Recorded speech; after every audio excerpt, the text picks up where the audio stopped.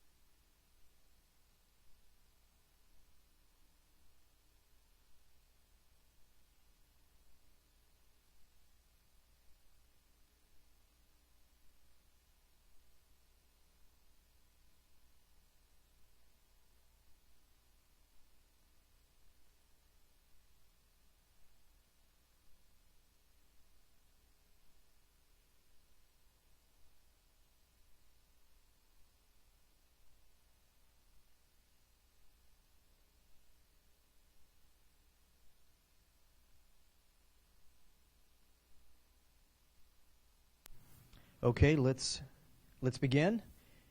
Welcome for those who are joining us via podcast, and to everyone here in the room.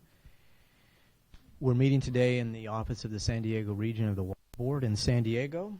This morning we had a field trip to General Atomics to look at the supercritical water oxidation process, just an example of what that technology looks like. And so we'll be talking about that a little bit later as we go through the meeting. Let's start, if we could, with introductions. I'm Greg Bourne with UC Davis, facilitator of the advisory committee. And let's just go around to my left.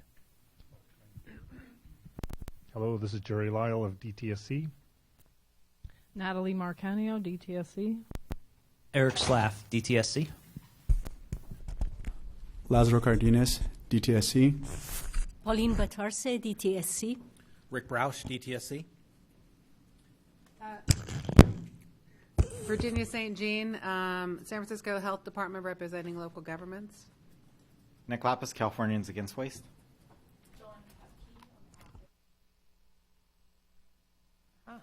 Dawn Kapke on behalf of the California Council for Environmental and Economic Balance. David Asti with Southern California Edison. Dele Ogunseton, University of California at Irvine. Ingrid Broston with the Center on Race, Poverty, and the Environment. Zonia Villanueva for the People's Senate.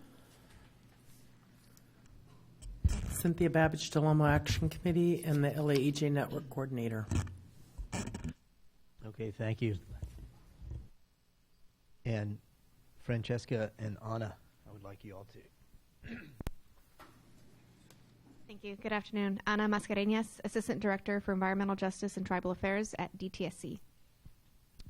Good afternoon. Francesca Negri, Chief Deputy Director, DTSC.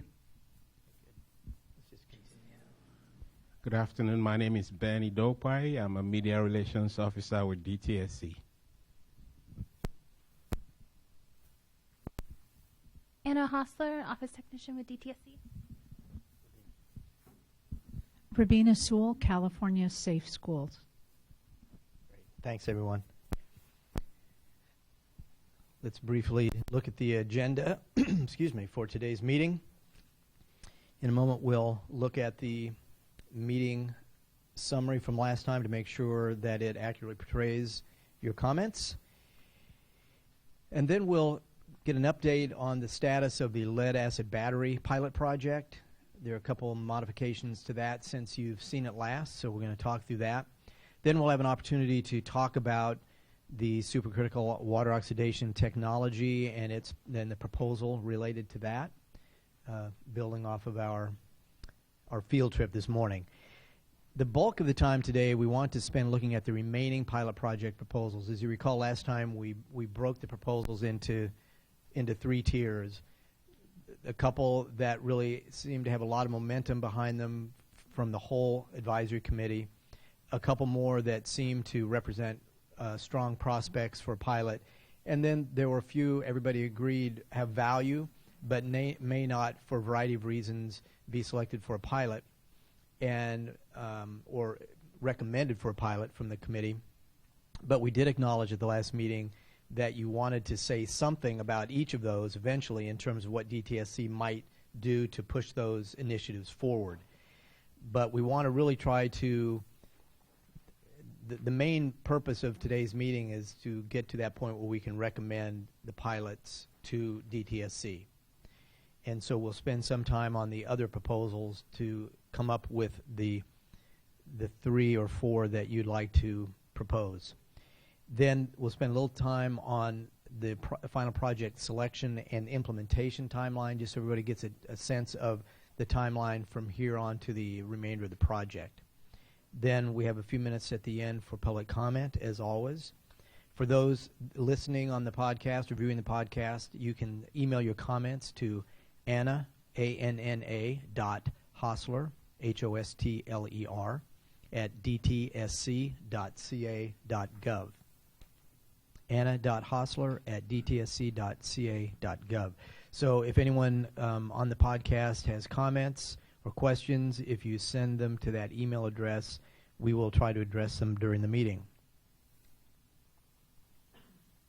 Okay, I think that gets us to a point of looking at the summary from the last meeting to see if anybody has any comments. Greg, before after the summaries, I do have some action items from the previous meeting that I'd like to just go over briefly. Okay. Kind of includes a little bit of the objectives and agenda, but just to provide those. Good. Okay, great. Does anybody have any comments on the meeting summary from the last meeting? Yes, Virginia.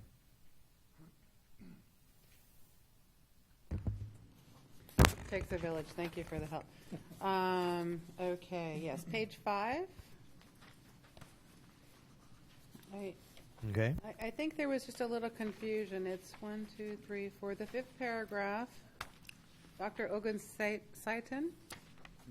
I just don't know if we meant av fuel or jet engine fuel on that one in the first line. Maybe jet engine fuel included av fuel. I don't know, but av fuel had the lead, jet engine didn't. So I wasn't sure if that the first line of that paragraph really that's not what you intended. I don't think. No. Right. It should be av fuel right there. Right. Okay. It was not jet engine, and Yeah. I think that was also corrected. So you're talking aviation fuel, That just should more be broadly. av fuel. Av fuel has the lead, jet does not. Okay, thank you. Okay, and then the bottom of 12 of 15, the last paragraph. Looks like anything organic with liquid or even solid, it should say waste instead of base. W-A-S-T-E instead of B-A-S-E. Sorry, I like to edit.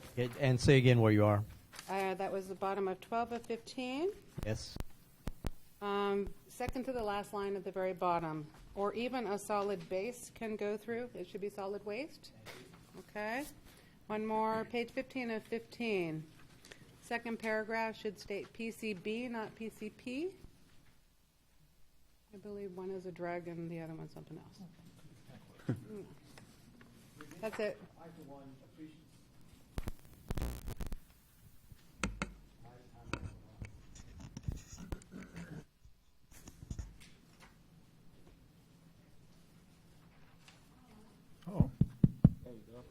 It's back on.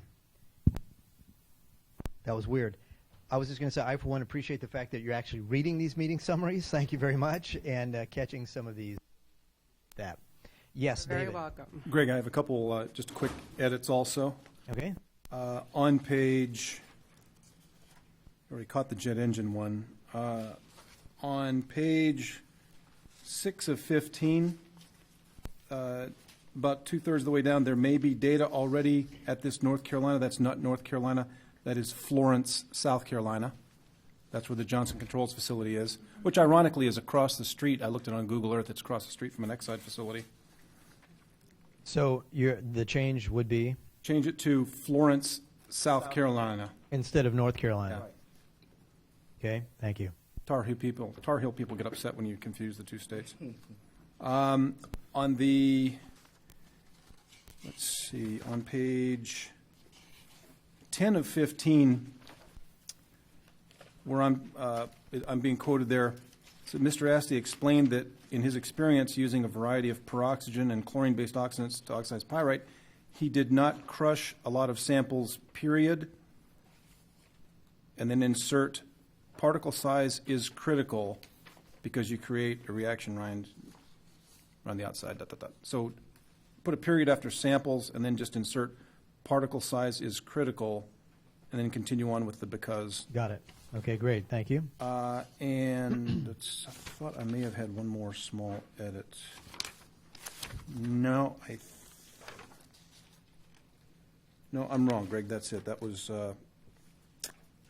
you already caught. Virginia already caught the jet engine. Okay, one, great. So good. Okay, thank you. Okay, thank you. Appreciate it. Any other comments? Let's see, this is on page, I believe, 2, and I appreciate being attributed what Chuck White said, but it says Mr. Lyle, and I think that was Chuck White that made that comment. Down right under that. Okay. It's under the 4 listed items, under action items, where it says Mr. Lyle. Should be Mr. White on page 2. Okay, Chuck, you might, since you missed our introductions, you might introduce yourself, the podcast, and then I know you have a comment on the summary. Ironically, it's red when it's on. Chuck White, private consulting representing the Solid Waste Association of North America as well as the California Resource Management Association. I just had a minor comment. It just seemed that the numeration was incorrect, and it goes. You see number 1, introduction, is the bottom of page 1. It goes then 2 and 3, and then it jumps to 5. I think it should be 4, and then all the succeeding ones would be changed. So just a minor point. What's that?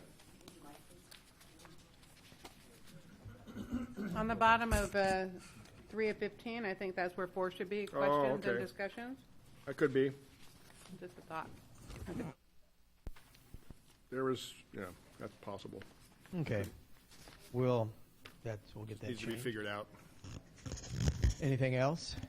Greg, this is David. I'd just like to compliment our note taker, who does a fabulous job, because I know if I had to type in what everybody else was saying, we wouldn't be catching about maybe 20% of what's being said. So you're doing a great job. Thank you.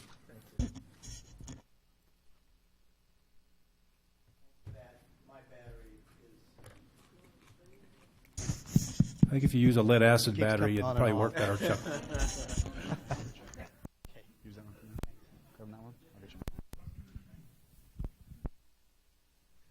Okay. Very good. Thank you. Okay, so Lazaro, you had some action items that you would point out for everyone. Yes, one moment, please.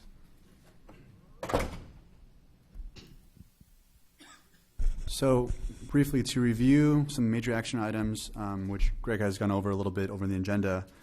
One of the main action items was to move forward on the first tier for the lead-acid batteries and SQUO contaminated soil proposal.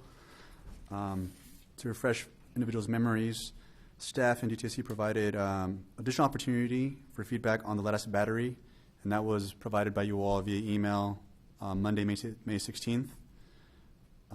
Staff reviewed the advisory committee feedback from both the May 5th meeting and that email correspondence and updated the lead-acid battery proposal and provided that to you last Thursday.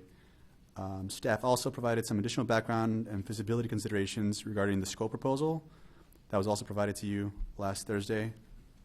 Additionally, we received contacted by a small firm called Rotero that has requested to have its evaporation desorption technology introduced to you. You have a handout that summarizes that in your packet as well.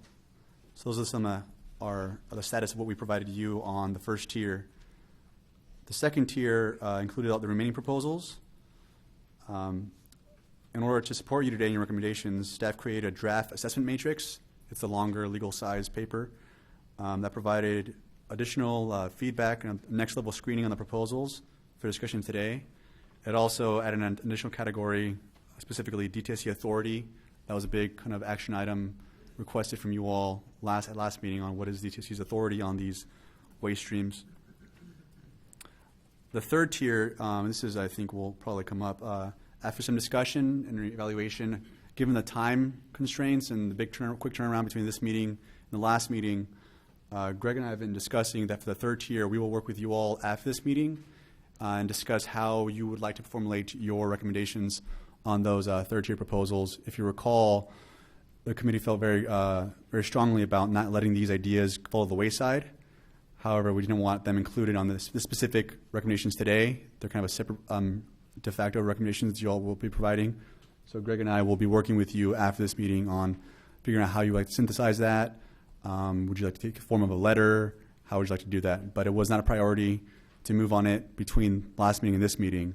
But we do want to let you know that we recognize that we don't want to let those other Tier 3 proposals fall to the wayside. Thank you. A couple more, last two. Yeah, go ahead. The site visit, your request, that was obviously completed as of today. We also provided you some additional research regarding pollution prevention search results.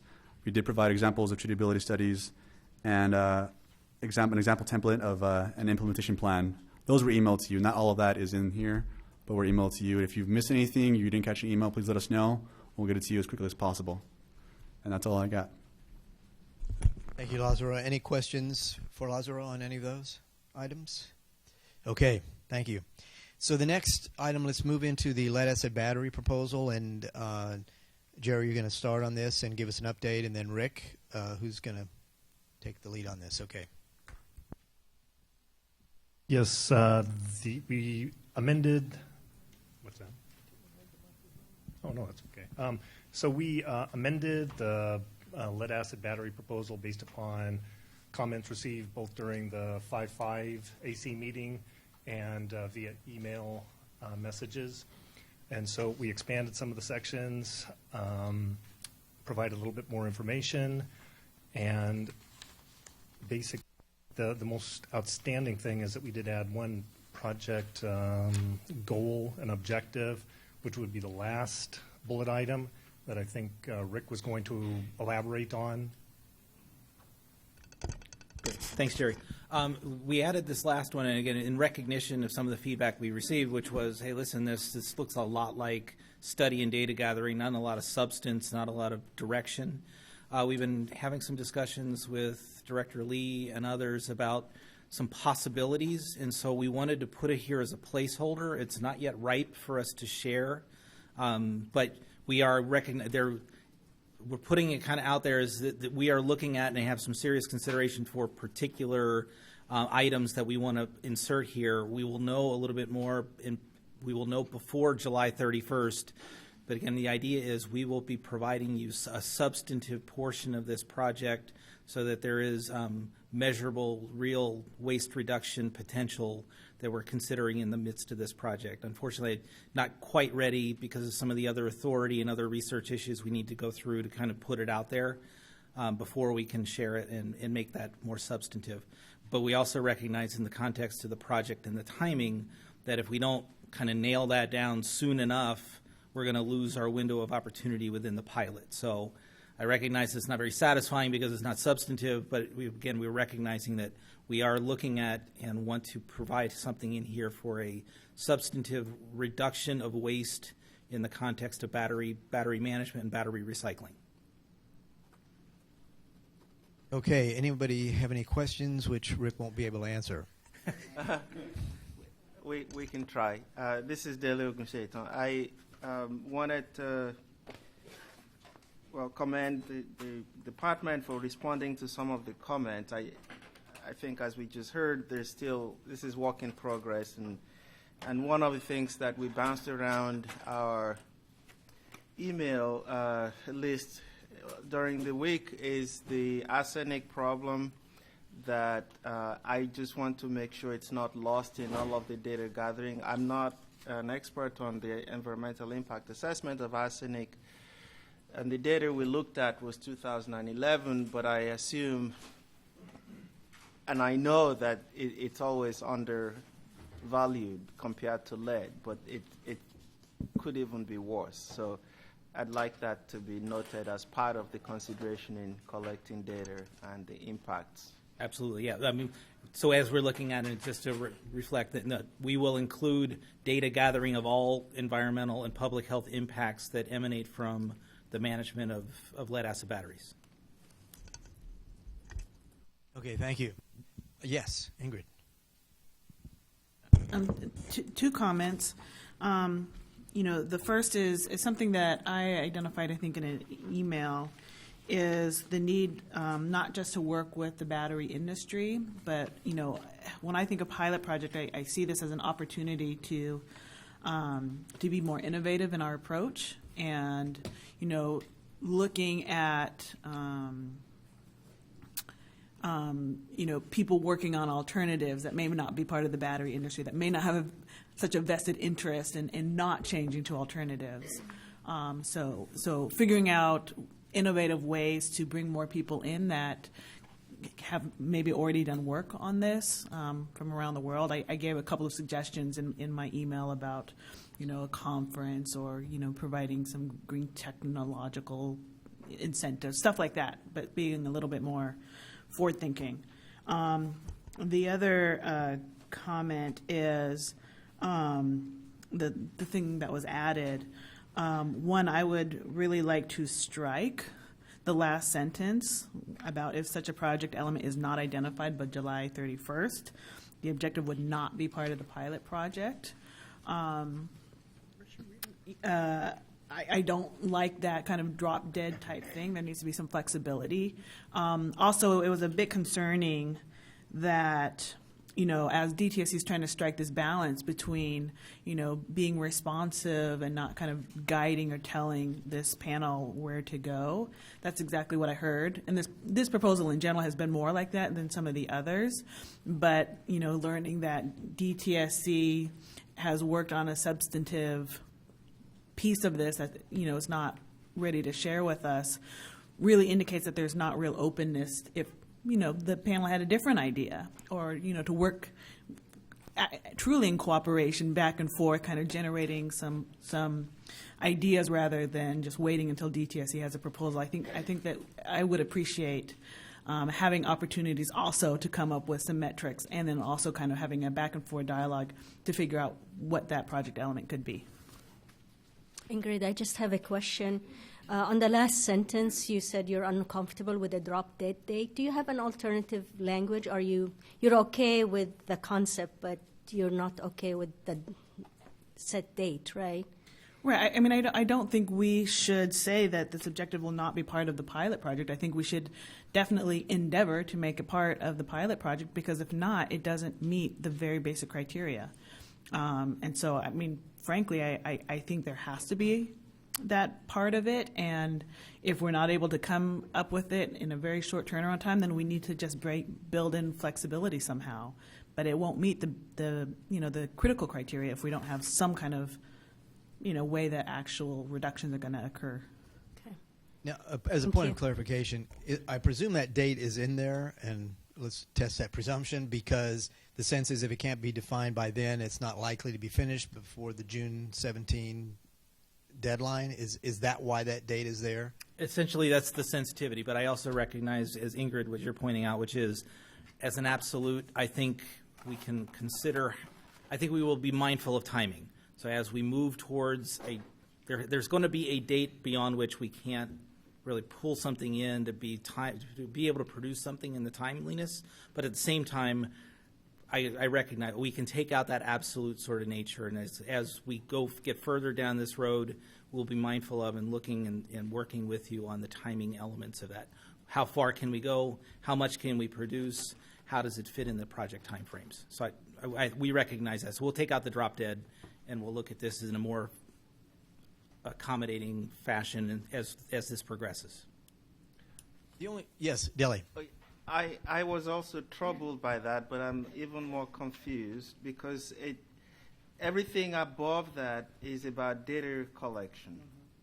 And then we say if we don't identify a project in 2 months that will actually reduce the generation and disposal, we will drop that idea of reduction. Or what are we? I understand you'll drop the date, but what is actually being dropped? The idea of a project that will reduce.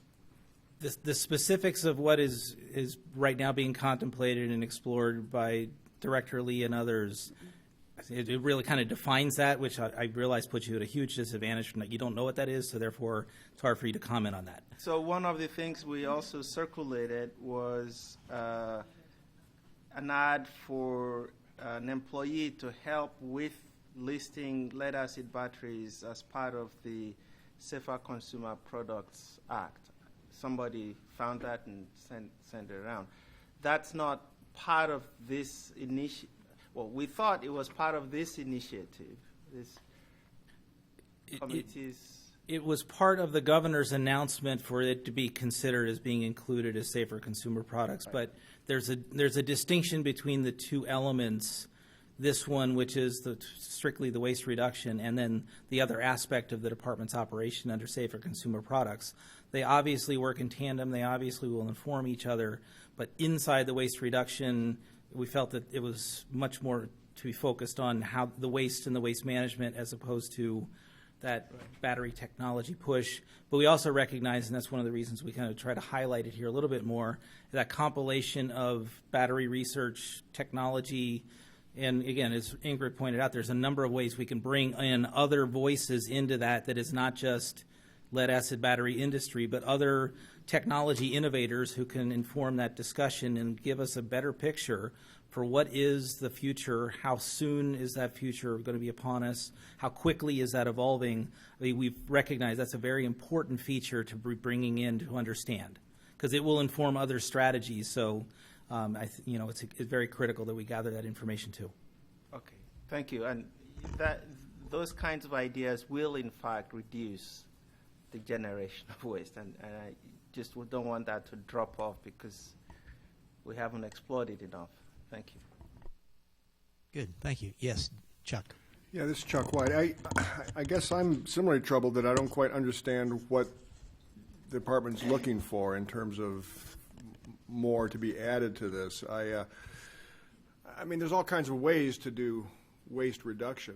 I think we started out thinking that maybe we were going to reduce waste called lead-acid batteries by looking at some alternative technology, which is still something that should be considered, and I don't have any objection to that. But there's still, what do you do with the existing batteries that are part of the stream? Okay, so somewhere in the upper 90s is being presumably successfully recycled, other than there may be leaks in the system. That is something we should take a look at, of trying to tighten up those leaks. So that's another way of looking at waste reduction, separate and distinct from changing from lead-acid batteries to another technology. And then the largest single lead waste stream coming out of the battery industry is, I think, Cometco's slag that they generate in several thousand tons a year, or a large amount. That could be looked at as a waste reduction strategy. And I'm not saying, I'm curious where the department, and maybe you feel you can't give us any further light, but I don't see any problem why we couldn't look at all three of those aspects of that and find a way to, look at future technology at maybe 5, 10, 15 years away, fine. Maybe I don't know, maybe you can look at ways of jump-starting that. You certainly can look at ways of tightening up the system so there's less exposures to communities that surround these kinds of facilities. And I'm sure you can apply some technology to reduce the slag generation at Cometco, although that really affects only the amount of lead slag waste going to U.S. Ecology in Nevada. So I'm struggling to figure out where the department wants to go. And I know you said you can't really answer that question, but I would like to be able to have a discussion about that sometime. And with the drop dead date of July 31st, I'm hoping that we could have that discussion well in advance of that date and know what the department is talking about here. And that is, our commitment is to bring it back to discuss it with the committee. And I think it's suffice to say, Chuck, we're looking at all of those aspects with a critical eye, and whether or not we can produce a facet of this project that can actually have that appreciable, measurable reduction. So again, we're there's looking at all aspects of waste in this system. I just think there's plenty of opportunity among those, at least those three areas that I outlined. There may be others. Okay, thank you. Nick. So I had a couple questions. One, I was also a little bit, had some of the same thoughts that the previous commenter said. I'm not sure why we can't gather data and then 6 months down the road come up with specific things we could implement. Is that just not feasible? Why are we locked into the July timeframe? It's not to say that as a part of this project we won't be coming forward with recommendations, and that is actually one of the features we added, was an emphasis that this is not just information gathering, it is with an eye towards what appreciable changes that information points to that we can recommend, and whether that's statutory change, regulatory change, process change, technology change, those sorts of recommendations would be coming from that. I think what we're just simply mindful of is that in the context of the pilot itself, we're looking at and exploring an opportunity to have an appreciable waste reduction facet in the immediate sense of the pilot project, as opposed to awaiting those recommendations after that 6-month period. I guess I was envisioning that maybe there could be some hybrid of the two, where after we get more data, we can implement specific reduction strategies that might not know what those are before July 31st, but are still within the 1-year pilot. Which might be a greedy way of trying to take multiple bites of the same apple while we're on this committee, but I think that there's some interest in doing that, even if we don't have the specifics by July 31st. Okay. But again, I just to reiterate, I think we're loose on the July 31st. I think we are interested in what we can pull together, and whether it's a drop dead or whether we can accommodate. Our bigger interest is in whether we can accommodate it and achieve it within a time frame of the pilot and the resources we have available. And then I had a completely unrelated point. I sent an email about some of the consumer-facing side of this in terms of in the data gathering, find out how much consumers are paying, how much is actually going back to consumers. I think that's an open question that a lot of people are interested in learning about. I know it's something that's come up quite a bit in the legislature in regard to the Garcia legislation.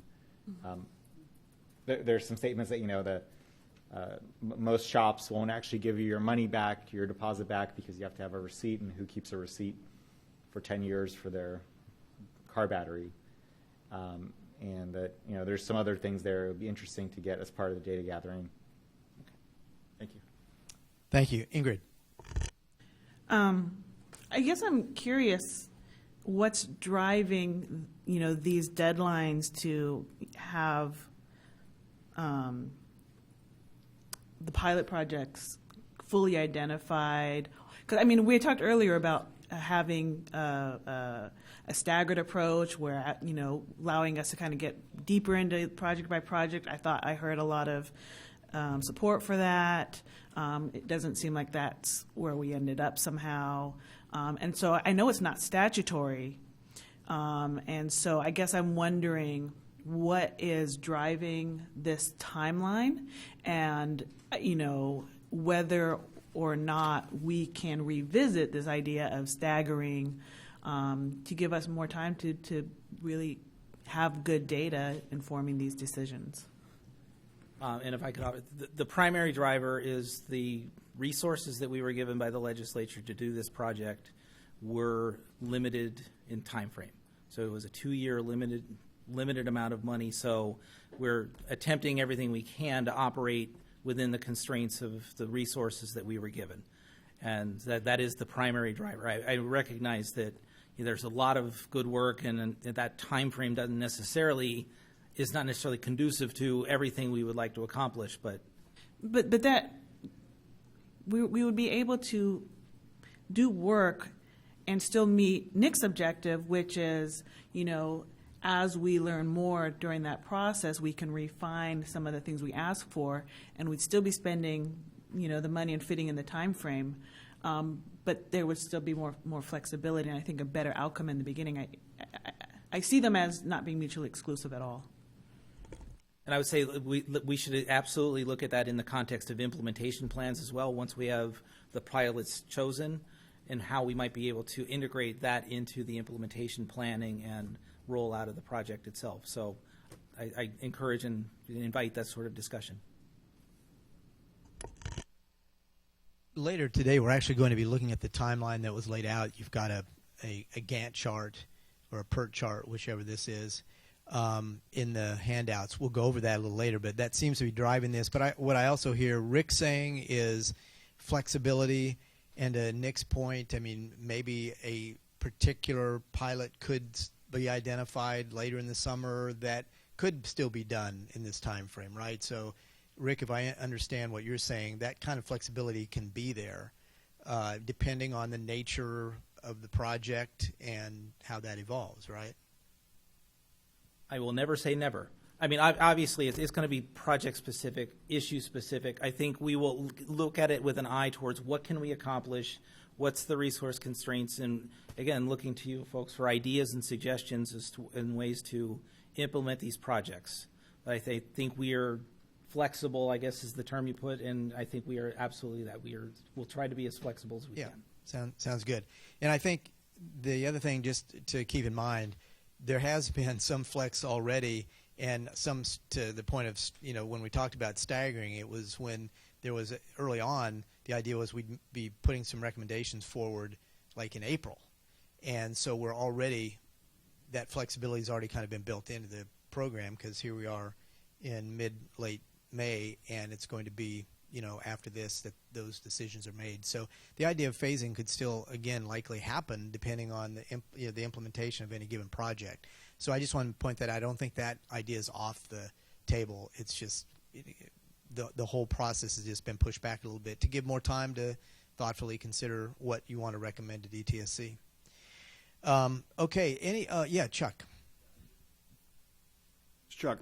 I had kind of a question about the comments that I know I was able to submit. I don't know who. I didn't keep track of all the people that submitted comments. I think Virginia submitted comments that were a little bit late on Monday morning, and I was even later still. And then I did submit some further thoughts on Tuesday, simply because I didn't have a chance to get to it.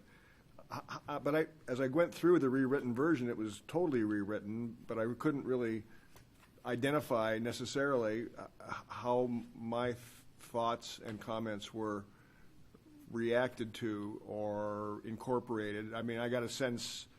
I mean, the language was just changed altogether. So I guess I didn't feel as though I had an exchange with anybody as to whether or not my comments made sense or didn't make sense, or maybe you didn't want to reflect them exactly as proposed, but where they were reflected in some other way. And I just felt like I was kind of left hanging there as a result. So I was wondering if I could have a sidebar conversation with somebody just to see how you reacted to those comments that I submitted, just so I could understand how they were incorporated, or if they weren't, why. I assume you did. You got them. You didn't throw them out because they were a couple hours or a day late. I think we'd be happy to go through the document and kind of go through your comments and kind of show where and when and how we felt we incorporated or integrated into the document. Yeah, I kind of thought there would be kind of a red line type of thing process, so we can kind of see what the changes were. But the thing was all completely mishmashed and changed around, so I guess that was kind of hard to do. Ingrid? I just want to put out the proposal that it should not be a sidebar conversation. I agree that, as, the advisory panel, I think it's critical that the back and forth be, public, and that we can see, what DTSC took into account and what it didn't, and perhaps why, and have documentation of that, not just one-on-one with each of us that may have submitted comments, but, as just a matter of policy, that should be what happens. What we will do is we'll produce a red line, and then we will do our best to try to summarize comments, response to comments, sort of. I don't want to make a create work thing. I was just, because we just got this a day or two ago, rewritten one. I tried to scramble to see how my thoughts were reflected or not reflected, and I just couldn't quite put it together within the time frame I had for today's meeting. Yeah, I think in general, the document we have is more broader in scope and high objectives. So going back to the comments you submitted, some of the objectives already cover that, and maybe not to the extent of the details that we would need to dig deeper into as we have the implementation plan. But circling back to each comment and having that discussion, so you see where your comment fits within the big scheme of the objectives is what we need to do next. And we'll do that in a public forum too. Very good. Cynthia. I just want to remind, I'm sure everybody knows why they're here, but, part of the reason that we're here, in my opinion, is that there's a problem. And the way that the problems are being addressed is not working properly, and the communities are my perspective. I'll just speak for myself. And so we're all here very thoughtfully trying to come up with different ideas, the best ideas, with an eye on the people who are most impacted, usually the communities that are being dumped on. And I think that when we filled out the application to be on here, there were some perimeters that were set as far as our time goes, and it's all fine and dandy that it kind of turned into twice a month rather than once a quarter. But we're here, and we've made the effort. Some of us have real jobs that they just don't have the flexibility that I might have. But we've made the effort to be here. And I think that the time it's going to take is the time it's going to take. You have people here doing the work. I think transparency is key, and I agree we should not have sidebar discussions. And I will say that I think some of the staff, without pointing any fingers, should really have a much better attitude going about this. I see a very difference in the attitude of some of the folks who are really trying to work with us and come up with solutions and do the best we can. And then I feel like there's other folks who are just like, want to find everything that's wrong with looking at something new. And it makes me feel that people are very comfortable going the same way that they have been. And I just want to say, obviously, the people know who they are because they live inside their brain. But that's not going to fly here. Things are awry. We're sending toxic waste from one community to another. That is not acceptable. We are here to find a solution and to make change. And it's fine to take the time to do that. But if people are here for another reason, then they're not here in the right spirit. And I would encourage them to go find something else to do. Because I'm being very cordial, because I'm that kind of girl. But there does come to a point when enough is enough. And it's really getting close to that point when I see people smirking and finding everything wrong with the solutions that we're bringing to the table. So I just want to say we've made the effort to come here more often than not, and we don't want to see deadlines and things of that nature. I personally think it's because the agency got too late of a start on this project, and now we're trying to catch up. And that's okay, that having been said, but that doesn't mean we cut corners and we don't really get at to the business of what we have to do, because it will not be a rubber stamp process. That's just the way it is. And I just want to be really clear about that. Thank you. Thank you, Cynthia. Yes, Nick. I'll say I completely appreciate where you're coming from, Cynthia, but at the same time, I would prefer to get an honest reaction from DTSC in terms of what's feasible, what isn't feasible, as opposed to just going along with anything we say and then not having a good outcome from the projects. I think it's a careful balance there, and I actually really appreciate the honesty. And I've felt that DTSC staff has been very open to everything we have said. Let me just point out a couple of things related to this, it is a fine line, because I think at the last meeting you all said, yes, staff, please start the process of kind of screening these and give us your feedback. So you asked for it, and you got it. So I think the staff is to be commended for doing that in a fairly short time frame. With that said, they're also very clear, because I've had conversations with them about this, because this is a sensitive issue, and DTSC doesn't want you to feel like it's being rubber stamped. But so they've done this first cut, right, at kind of assessing where these lie, but it's just a starting point of the conversation. So you could totally disagree with that assessment, and that's going to be fine. I know from having this conversation, they're not wedded to. They just tried to do a first cut analysis, and I kind of reinforced that with them. Frankly, after the last meeting, I said, rather than just coming in with a blank slate where we have to start from a bunch of empty squares, let's get a first cut analysis. That's what you all had asked for. But just keep in mind, it's not intended to be like the final answer or maybe even the correct answer. We may have a very robust conversation, decide something else. We need to have a different analysis of the way it was done. So not to take away from anything you're saying, Cynthia, I'm just trying to create a context for the exercise that was done between last meeting and this meeting. And we'll get to that sheet momentarily, which will include an assessment of SQUO as well as the other projects that they were asked to do this kind of initial screening. Ingrid.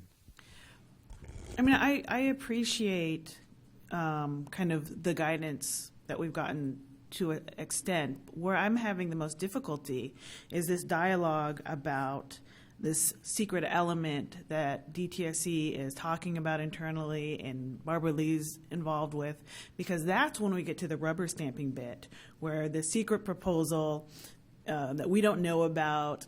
I mean, if it really is just idea generation, that's exactly what needs to be coming to us before DTSC signs off on it. Right now, whatever that secret discussion is, this is the perfect time for the advisory panel to be like, this is really great. Let's, think about, this option or no, that's the wrong path. And so that's where it kind of crosses a line for me that, okay, this really is a rubber stamping process, at least for the battery one. It feels like that more than the others. But it does cause me a lot of concern, and that, where there's true flexibility, which is right now when the ideas are being discussed, that's not when we're privy to the information. And so that's where I think the line has been crossed, at least for me. Okay, thank you for that. Any other comments on the lead-acid battery proposal? Okay, let's then go on to the SQUO, which we've come to call this, the supercritical water oxidation. I'm sorry? Point of order? Yes. Are we taking any steps on the battery proposal? Are we doing anything? Well, or? what I've heard, so thank you for bringing that up. Yeah, we don't want to just roll on. What I've understood is going to happen are two or three things. One, the sentence that shows kind of a definitive endpoint of making decisions going to be extricated, or at least indicated that there's flexibility beyond that date. I've heard Rick commit to that. Secondly, there's going to be a red line version of this proposal with a response to comments so people can see how comments they made were either incorporated or not, and if not, why not. Then there's also going to be, I think, bringing back at the next meeting, my understanding of what's being considered is not so much that it's secretive, it's that there may be some partners that need to be talked with before it can be made, kind of brought out to other folks. So my sense from listening to, and I know very little, it's not secretive, it's just a matter of kind of following some protocols. But I believe that's going to be brought to the next meeting, and then it's wide open for discussion. And I think also if there are other thoughts about a waste reduction proposal that you all can identify between now and the next meeting, lay them out. I think there was a sense at the last meeting that you all had kind of conveyed whatever ideas you had for a lab project to DTSC. So they were looking for other ways to kind of respond to your comments. But it seems like if you have other ideas, you should submit them. So, yeah, Natalie. And Ingrid did. I did see your list. You did provide a list, and so those I think would still be up for consideration, even disregarding the other anything else. So, yours did not. Those did not have a chance to get into this as part of the time it takes to send it up the review chain. Basically, we send it all the way to our executive level staff for review. So we do not have time to have yours in there. But as Greg said, we'll go forward with having the distinct revisions in there. So I think at the next meeting, if I understand it, correct me if I'm wrong, DTSC, but it seems like to me at the next meeting they will have information on the idea that they're thinking about for waste reduction. Any other ideas you have would also be in that conversation, and then the other revisions that I mentioned. Is that a fair appraisal of where we are? Okay. Virginia. I'm concerned about the time frame. I mean, I realize we're going to delete this July 31st thing, but you guys do have an agenda you have to meet. I'm wondering if there's any reason why we have to wait till next meeting before you guys could share information with us via email or something like that. It'd be nice to be thinking about it before the next meeting. Yeah, we can also have maybe a conference call. Or Okay, good. Okay. So if more knowledge is gained that can be shared before, yes, not wait till then, but share that in some capacity. Okay, good point. Anything else on? Thank you for bringing us back around to that summary, Ingrid. Anything else? Okay, then let's discuss the work that is in front of you on SQO. There are two things. One is the kind of feasibility considerations that the DTSC staff identified just to make sure all the issues are being covered. I think the spirit of most of this screening stemmed from your comments last time about let's try to make sure as much as we can in the beginning that a project has a reasonable chance of success rather than getting 3 or 4 months down the road and then finding out that for whatever reason it's not going to work. So the idea was let's look now and identify, are there any, if you might call them fatal flaws in any of these that would suggest that there's a high likelihood that they won't be able to go forward for one reason or another. So in essence, all of these proposals have been given a little bit of a feasibility analysis to say if there are potential problems, where are they? Let's answer those problems one way or the other to determine if in fact they are problematic for proceeding or not. So we might have a little discussion about reactions to the what are we calling this morning besides a field trip? It was a demonstration, I guess. Any reactions to the demonstration project we had this morning that you'd like to share with the whole group? And then we actually have a comment related to this topic, which I will read momentarily for the person that sent that comment in. I will definitely be reading that to the whole group. Anyway, any comments on did anybody leave the demonstration project this morning with either more questions or more sense of this could really work, or any reactions? Chuck and then Nick. Yeah, I was concerned about the noise of the process, and I think it can be probably damped down. Apparently they have 2 projects in France that have been damped by noise suppression technology of some sort. I don't know what the extent of that is. It seems to me somebody should communicate with General Atomics and ask them for more information about the nature of that noise suppression and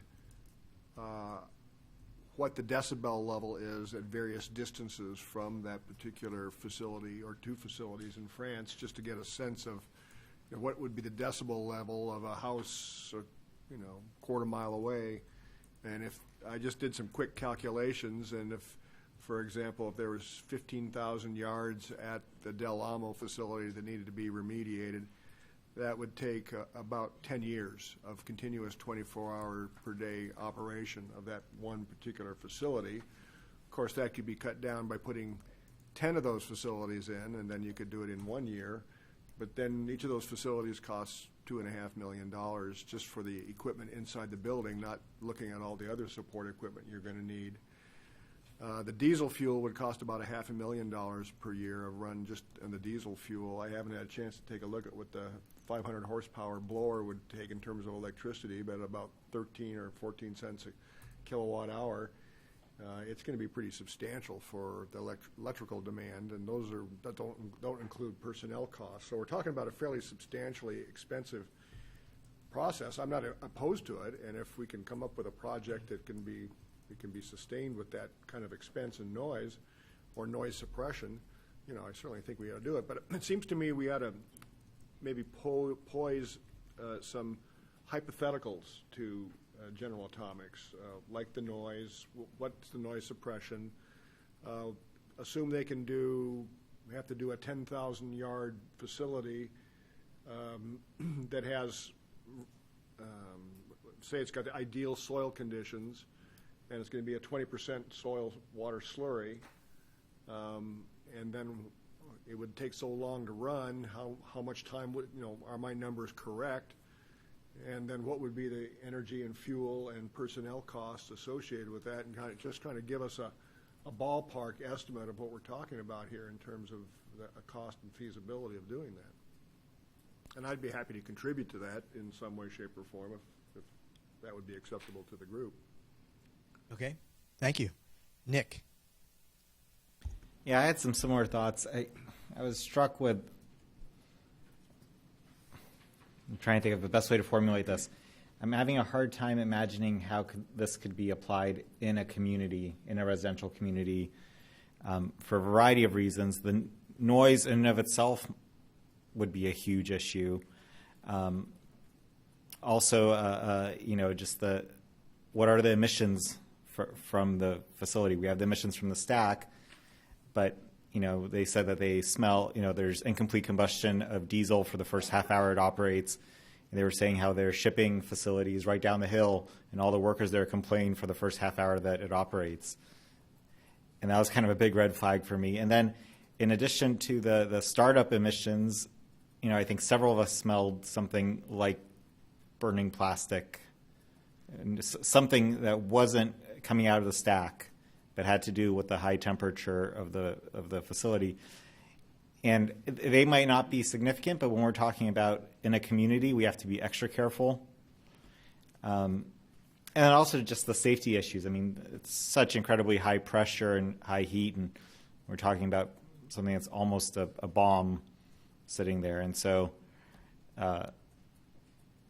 it's not that it's not practical to use this technology. I'm having a hard time imagining it in a community. Okay, thank you. David.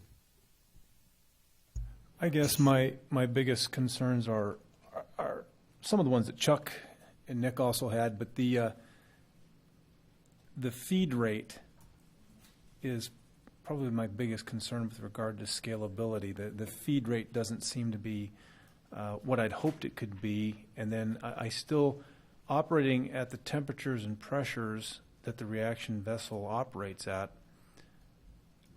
and knowing what I know about the field I work in, I have concerns about the longevity of that reaction chamber and scouring and corrosion on that titanium reaction chamber. I wouldn't necessarily say, Greg, that I have more questions.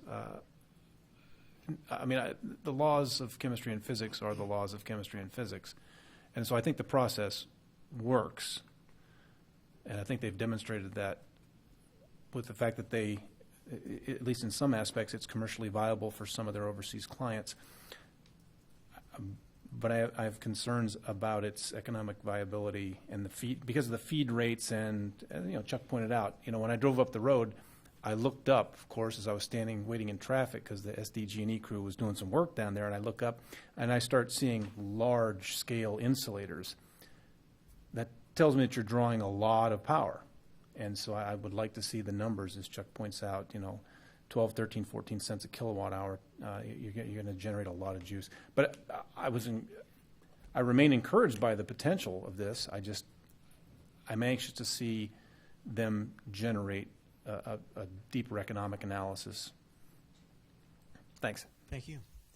I think, Zonia, you're next. Hi. I agree with Nick and David in terms of the viability, simply because I'm a little bit concerned about what if a site has groundwater contamination and we're using it for soil cleanup. I'm not sure that the scalability would work for that, and groundwater would have to be cleaned up first, because then you'd return the soil and you'd then have contaminated soil all over again. So how would we work around? Would it just be a project where you just keep coming back around and continuously excavating soil and cleaning the soil. The emissions that were mentioned when I asked a question about the emissions from the process, and they mentioned carbon monoxide and NOx and no other emissions to be concerned about. But we did smell, again, like Nick said, the plastic odors. So maybe that could be mitigated to some degree. I'm not sure. And exactly what is that? What's causing that? The other thing is maybe we could explore some other technologies like this Rotero. I don't know if we have time, but it'd be interesting to kind of look at some other technology that might do exactly what this flow equipment will do. So, yeah, this Rotero is interesting, and I'm not sure what the timeline is for DTSC if we could actually, participate in other demonstrations. This would be a good time, I think, to share a public comment from Steve DeYoung with Rotero. He says, I'm listening to the presentation. I have a question. How will the committee deal with a new proposal such as that from Rotero? Note, I have received an email from Jerry Lyle asking if Rotero could meet with DTSC staff tomorrow next week to explore that further. So since this proposal came in, Jerry has already reached out to follow up on that. But we'll come back around to that comment. I just wanted to get it into the record because Steve sent it out, and we want to honor that. Yes, Zonia. I just wanted to say, my concern is, and I mentioned I was talking with Cynthia about it, for someone like me who is chemically sensitive coming from a toxic site, smelling that plastic odor and any other odors or emissions, they're concerning. So I think that's something that needs to be clarified. What exactly is that? Got it. Thank you. Cynthia.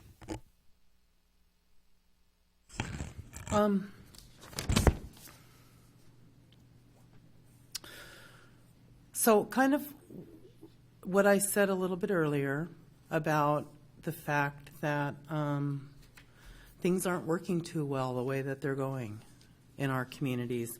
I sent out, and Lazaro helped me because I'm not the most technologically adaptable person, but I did get the work plan for the ECI soils, and I did scan them and tried to figure out a way to get them. I couldn't just download them onto Dropbox, but needless to say, they were there. And what I saw, and I hope that people, that's 217 pages. I don't expect everybody to read it like I will be reading it, but I am looking for help because I am not a numbers person, and it does have numbers in there and ways that we can see what this waste stream looks like.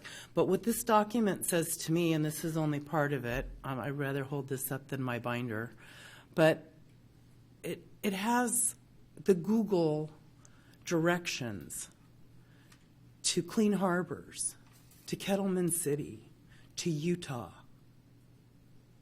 It has the toxic site historically and as it sits now, and the future dream of some developer who would love to put nice, expensive homes on there, like Sonia probably moved into in her community. And the reality of the situation is that's what's going to keep happening if people don't stop it, if our state doesn't stop it, and if we don't figure out with this opportunity that we have to bring better options to the table.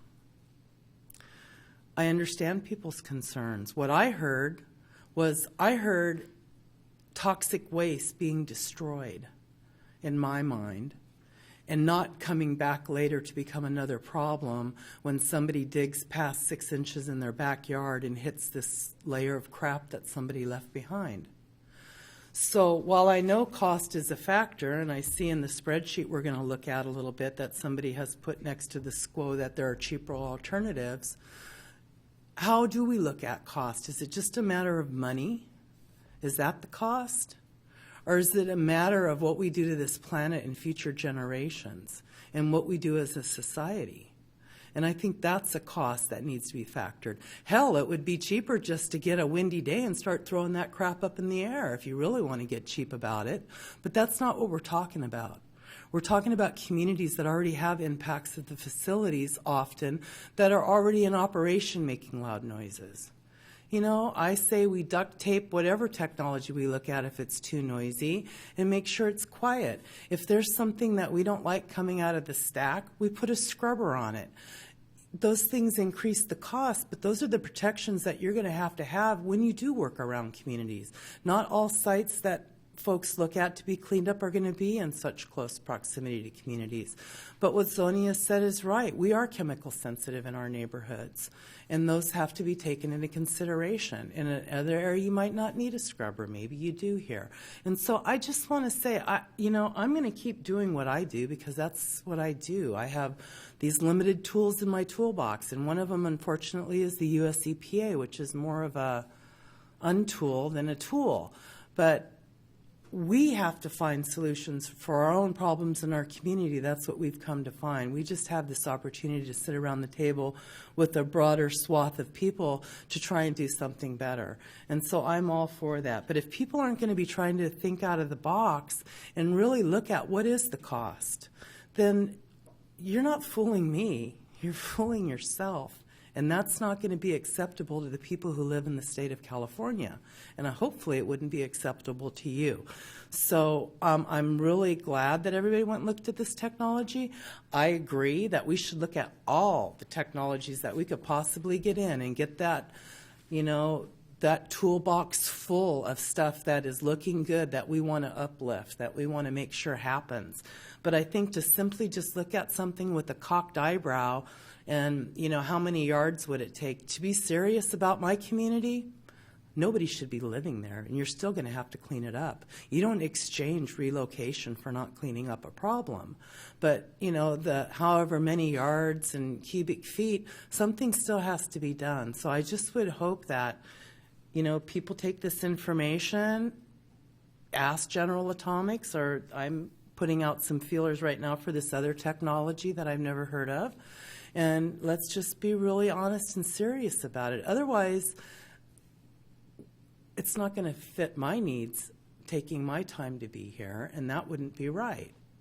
So I hope I didn't go too off base, but I'm feeling a wide range of feelings, and I don't think there is a perfect solution, a perfect magic thing that isn't stinky or isn't too noisy. But I'll tell you, I've heard noise, and to me, that was exciting. That was exciting to think that, wow, we're finally looking at something different rather than shipping my shit to Kettleman City. Because that's going to mean I'm going to lay in front of some trucks. That's not going to happen. So you might not solve my problems, but the least we could do is not waste our time being here around this table. Thank you. Cynthia, question. I gather from your previous comment and this comment, you would probably like to make some comments on the analysis that was provided by DTSC staff on this, particularly pertaining to cost, to give a much broader sweep of not just talking about the cost of the technology, but compared to costs related to public health, transport, all those things. So you're just suggesting considering costs in a much broader context. Right, and I think we asked this, or I did at the last meeting. I think other people have asked the same question in a different way. But, we probably would like to spend some time talking about what are those criteria for looking at costs, because my idea might be very different from somebody else who's actually whipping out the checkbook. And I thought, and I did send out my comments, and I think it would be nice to hear feedback when we do send things out, because it does kind of feel like you send it out and, well, that was anticlimactic. I hope everybody got it. I'm still thinking about it. But I really felt in general that it wasn't a very optimistic screening of the technology, and that I thought that the tone I didn't appreciate. It felt like it was like, well, yeah, that was like, whatever, but it's just way too expensive. You can't have the clear braces. You have to have the ugly silver ones because that's what we can afford in our budget. And I don't know why I used that example, but that's what popped into my head. And I thought that when we talked about the fuel in here, you know, oh yeah, let's use some dirty diesel. Well, can we even make it even dirtier than that? You know, I mean, there's other options if you want to spend more money. You know, like not using something as dirty as diesel. I think they mentioned today, I think natural gas has been mentioned. Why wouldn't we throw a solar panel up there? And like I said, up in my area where I live, if you threw a wind generator up there, you'd probably be feeding back into the grid and using that energy too. So there's other things that I think you need to open up your mind and look at when we look at these technologies. And then I thought when it talked about the applicability to other areas with DDT, my site was the largest manufacturer of DDT in the world.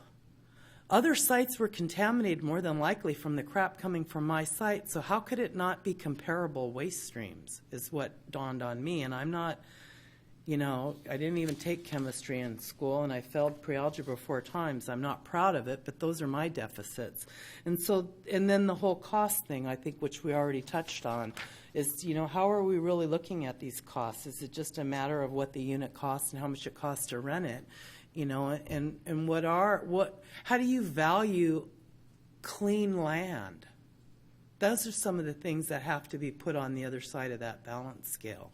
So those were my comments in general, and okay, you know. well, I appreciate that, and I think picking up on what Rick alluded to earlier, it sounds like a protocol we need to employ is that when emails come in with specific comments, we need to, if it changes the document should be redlined and recirculated, and if it doesn't change the document, then there ought to be some kind of response saying why, or how it's been dealt with in another way in the document. So if that makes sense, we'll just start employing kind of that protocol to make sure people feel like, you know, we know what comment's been received and heard, and here's how it's been dealt with. Does that make sense to everybody? I just want to say one more thing, and I know it's redundant, but the way I feel is if you look at this, and if we can't deal with this kind of a situation with this ECI property, we really can't deal with anything. This is black and white in a nutshell of what the problem is in our communities, in my opinion. And it's going to be the same old, same old. I brought to the table the last time the press release from EPA that they're expanding hazardous waste facilities. So while we sit around, even on a shortened timeline, with the luxury of discussing the possibilities in the world, life goes on for communities. Somebody's going to move onto this property. And that's wrong. Okay, I think in the queue we have Ingrid, Deli, Virginia, and Dawn. And then Chuck. My first comment, well, let me preface that, you know, I was very excited to go see the demonstration today because, you know, thinking about the different applications was really exciting. In fact, we had a lot of discussion in my van about, you know, how do we really push the state to purchase these things so we can have a resource. So, you know, I do think there was genuine interest, you know, going into it. I don't think people, you know, were jaded or trying to find a reason not to like it. But I will say that something that was the most concerning thing about the demonstration for me was General Atomic's lack of very relevant information that to me should have been step one, you know, in terms of trying to provide us with the wherewithal to approve this as a pilot project. The lack of any analysis about whether or not it's even feasible to do it as a practical matter in communities, not on their site. And the specific question that really was the most concerning to me that they apparently had not thought about is the throughput, which is, you know, how much time would it take to clean up an average site or even a small site, let alone a big site? And nobody had ever thought of that question before among everyone we met with. Everyone said, like, we'd have to, you know, do a lot of analysis. And to me, that should have been the step one if that's really where we were going. And so I was frankly it really cast some doubt on me about the company and about their readiness to take on something that's so important. I mean, So that was the thing that I found most disturbing. And I will say that today wasn't the only time I had inklings about that. You know, in some of their presentations, I felt they could have made a better case that this, you know, that absent some pilot testing, this really is ready to go and works in contaminated sites. And I hadn't felt that, and I really wanted to feel that today, and I left even doubting more. And specifically, the throughput that, you know, that they finally were able to come up with 1 yard a day really calls into question for me the applicability of this technology in all but the very, very smallest sites. And maybe that's okay. Maybe this is technology that can be used at very, very small sites. But I really would want a lot more information about whether or not this is practically feasible and where in California this would be useful. The other concerning thing to me about today's presentation, you know, is the fact that, you know, they have one piece of about a 5-step process that they'd like to be tested. And so, you know, in terms of getting the 4 other steps ready, which is, you know, the soil excavation has to happen, the grinding, the soil has to be figured out, which hasn't been done yet, I don't think, slurrying the soil, and then putting it through their process, and then at the outset, then, you know, figuring out how many tanks are going to have to be needed to collect the soil. For any kind of larger site, it would have to have a lot of tanks, and then you have to allow for the separation and then figure out how to get rid of the water and get the soil back into the ground. So probably technically feasible, but the fact that there didn't seem to me to be any kind of set plan for how to test that this actually works in a community was also concerning. Like, we can't just go only with the process without all these other steps already lined up to know whether this will work in a contaminated community. You know, us receiving this alternative project proposal today, I think really brings into focus that we don't know what's out there. So it's really hard for us to make a determination that this one technology, the one we visited today, is the right one, when perhaps there are other really great things, you know, where we wouldn't have all these impediments. And, you know, this is just one that happened to come to us. Like, how many more like this are there? Also recognizing that companies like General Atomics and like Retero, they have a vested interest, and so may not be the most credible people about their own products. And I learned early on in my, you know, when I started working on contamination, that I would get calls from companies all the time trying to sell me on their products. But we need to have a process for which we can evaluate this, not just, you know, anyone who comes in the door and says, like, I got the next best thing. But again, I think we need to be more intentional, and what we might want to do is, you know, really look at the landscape of technologies for cleanup sites, rather than, you know, just go with the ones that are in front of us. And so I don't know how to build that into a pilot project, you know, but that's something I'd be interested in looking at, and even folding that in with the proposal about, you know, bringing in communities into the fold and determining, you know, what kind of cleanup options are on the table, which ones they support, which ones they don't, and fold this alternatives analysis and go to the sites and, you know, kind of do the, you know, look at the landscape with the impacted communities makes a lot of sense to me. And I will just say that my last comment is, you know, I stayed in the control room, and, you know, they brought a sample out of the diesel once it was finished, and I was rather alarmed that it smelled like diesel. So, and they admitted that it did, but I didn't understand the explanation as to why.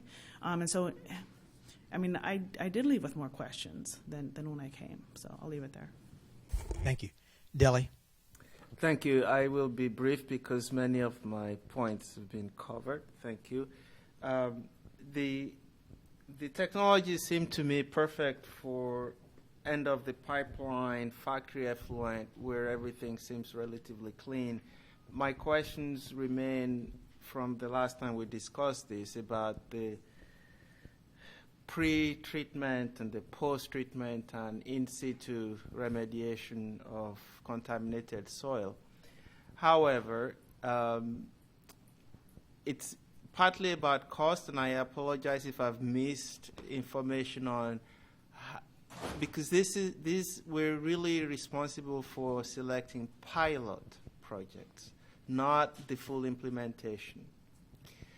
If, let's say, GA were to bring this trailer from France that's all enclosed and soundproofed and everything, maybe a pilot project, but I don't know how much that will cost. And so my question is, how much is DTSC looking to spend on each of the 3 pilot projects? They may not be the same, but what should we be looking at? Because they can be vastly different in terms of cost.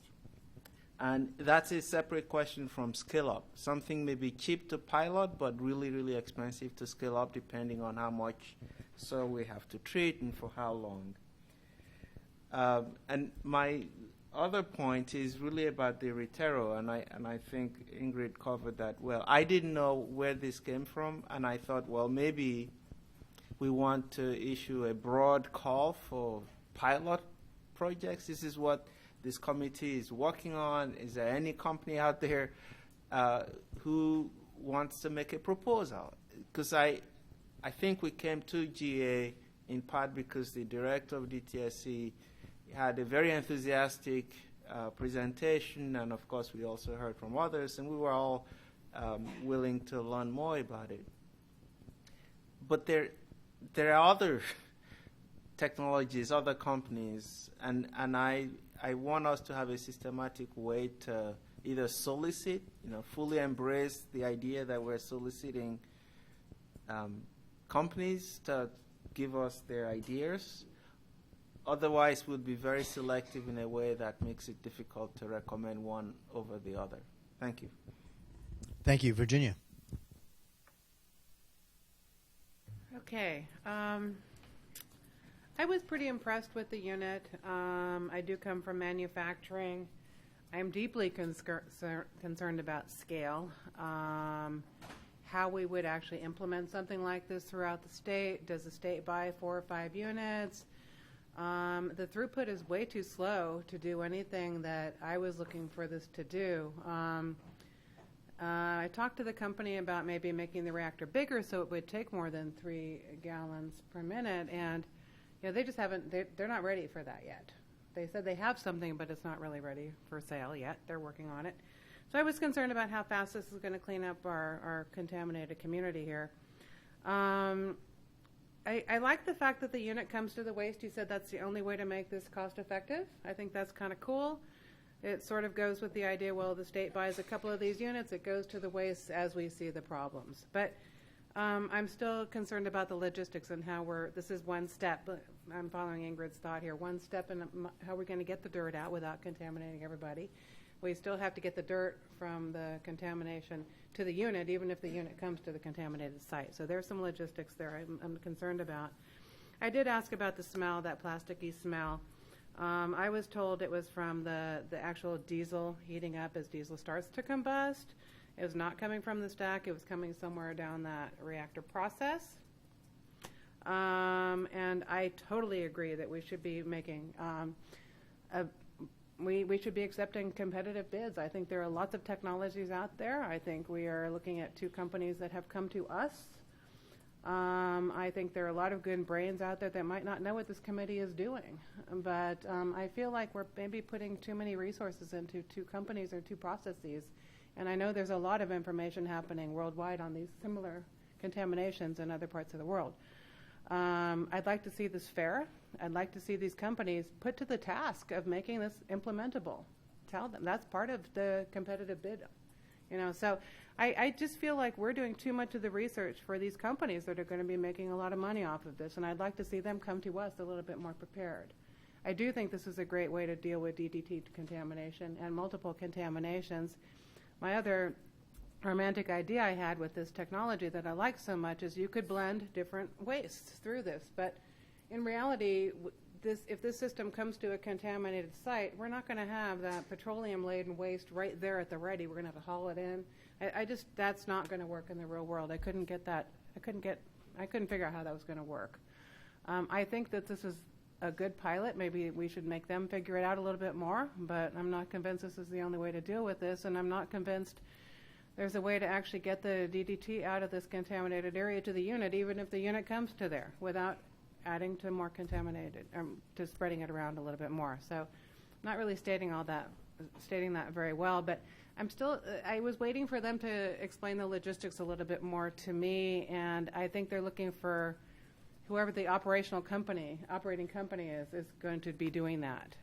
And we don't know who that is either. So there's so many questions still, but I think the technology is cool, and I think it's worth investigating a little bit more. But I think we should be opening this to many companies coming to us, and I don't know how we announce that or get the word out that we're looking for such. I'm not sure everybody's heard about this committee yet. Okay. Those are my comments. Thank you. Dawn. So I agree with a lot of what's been said, particularly Virginia's comments. And just as I was listening to everyone share their thoughts, I kind of took down some notes just to guide my thought process. I think backing up just a little bit, I think the DTSC's kind of overview of the SCWO system, I think, was fair. It's raising some of the practical considerations, some of the challenges, perhaps, some of the deficiencies in using it for kind of what it was brought to us for in terms of particular site because of EPA jurisdiction and such. So I thought it was fair. I didn't perceive it to be argumentative or combative myself. As far as kind of taking it from there, I do agree, having gone to the site visit, that the costs are certainly significant and may pose a challenge. But I kind of wonder, kind of going with Virginia's comments and others' comments about looking to other technologies. If we're hearing from this other company, Rotero, and as Virginia suggested, there are probably other companies out there. I wonder if there's a way as part of a pilot, to actually leverage all of them, to say, okay, instead of just focusing just on SCWO, but I do believe SCWO should be in the mix, definitely. But I think, perhaps to leverage from, a technology standpoint, feasibility, scalability, workability, bringing those companies together, whether it's a quick turnaround, not necessarily RFP type process, but something like that, like requests for proposal or something like that. But I don't want it to be overly complicated and time consuming either, but to do that in a way that you're saying, okay, companies come to us, we're going to do this pilot project, test, 3 different technologies perhaps, to say, okay, as part of this pilot project, show us what you can do and how you can address these issues. And, to Virginia's point, I think, put it on those companies to be able to demonstrate that they're capable of addressing all of these concerns. And I think that would be worthwhile. Certainly the costs are very high for this SCWO technology. But that might be a way, if there's more competition and folks that know that there's, potential contracts on the line as part of highlighting and daylighting those technologies for these purposes, maybe that helps start to bring some of the costs down, at least for the systems themselves. It may not address energy costs, et cetera, but just a thought on that. With regard to some of the, concerns highlighted as part of the SCWO specifically around, the emissions standpoint, and some of those issues, whether, could address both the soil contamination and groundwater in the same location. Perhaps there might be value, although this is a DTSC pilot, maybe kind of having, a resources board from the emissions standpoint as part of a potential pilot that would move forward, have ARB staff, participate to actually test the emissions during kind of those trial runs to provide the state with its own assessment as to whether those emissions, actually are concerning and problematic. It would seem that there could be benefit from an ARB standpoint, and arguably even having State Water Board have participation in testing that against groundwater too. So you're kind of testing on a multimedia front, and you're having a multi-BDO review of this all at once versus just siloing it for just DTSC purposes. I mean, there could be cross benefit in some regards. So I think that really might be helpful, and particularly on the emissions issues, could provide not only those companies providing their perspective and their testing, but bolstering that, or arguing difference of opinion if we're having our own state folks test as well, and that might provide some comfort or not, but that would be important to know as far as community concerns, et cetera. In terms of going back to the overview that DTSC put together on the SQO process in particular, in just looking at some of the questions that I had, particularly around the cost section, is that it speaks to a treatability study, costs associated with that treatability study, noting that the treatability study would be a several-day demonstration at GA, and noting that they would be doing approximately 2 55-gallon drums. So I just wanted to kind of put out a few questions on this. One, just in general, what does DTSC believe this treatability study would entail beyond just the demonstration of the technology to test or to run, the contaminated soil as a test case? Because I know that's really kind of been the focus of our discussion up to this point, but if there's something DTSC is contemplating as kind of a broader review of that as part of that treatability study, I think that would be good for us to know. And then, as far as the costs go with that, that would be kind of help provide indication as to why those costs are structured the way they are. But also just a question about the demonstration itself. I had understood that General Atomics had indicated that they would be doing the demonstration and funding it themselves. So that's kind of a question in my mind. This information was put in here, but as part of that initial demonstration, is that really relevant for our consideration? I mean, maybe it is. I just need to better understand that. And then further, when talking with General Atomics staff today, they indicated that I thought they had indicated originally that they would do up to 4 drums. So that's just one point, just in terms of leverage and that sort of thing. But also, if Google does the translation correctly, it seems that I'm told by Google that 55-gallon drum would be 3/10 of a yard. So a yard is a yard, according to GA staff today, they indicated it would take between 5 hours and 1 day to run 1 yard. So 3/10 of a yard, per gallon. I mean, I'm just wondering why it would take several days to run this demonstration pilot versus maybe just 2. So just some questions about that. I think that'd be helpful for us just to have a little bit better understanding of that. And I'm sorry, I'm not done yet. Well, what I was going to, just to interrupt for a second, I think on these more detailed questions, it'd be really great to just submit them so that we have them. I'd be happy to do that. Because I do want to make sure we get to the rest of these ideas, and a couple more people want to speak. So it'd be good if we can kind of wrap up the SQO conversation like in the next 5 to 10 minutes. So okay, just one more point. Okay. Just going back to my initial comment, I know when we had talked initially about this, and Cynthia had brought this proposal forward, we talked about it in the context of Cynthia's related site, the DeLama Montrose site. I certainly had no concerns with that, although I do wonder in the short term whether focusing any of this type of pilot project on that site is actually workable given the points in here about EPA jurisdiction.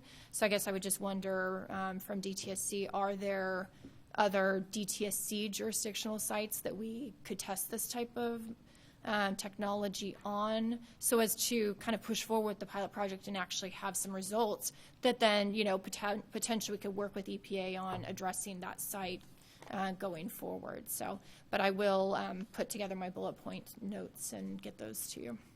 Thank you. Great, thank you. I think in the queue we have Chuck, Cynthia, and Nick, and then Virginia, you're up again. Okay, and then Lazaro has received from the podcast a question. So why don't we insert that now, and then we'll go back to our team here. I'll be quoting the entire email. This is Evan Reeves with Center for Creative Land Recycling. Our mission is to enable communities to develop sustainably and equitably by restoring underutilized properties to productive use. Our particular expertise is in cleaning up and redeveloping environmentally distressed properties, sometimes referred to as brownfields. Our work is accomplished through training and technical assistance for communities working to turn around vacant or contaminated properties. I have 3 questions regarding the SQUO pilot proposal. Number 1, will the pilot project explore all possible soil contaminants that could potentially be treated via SQUO?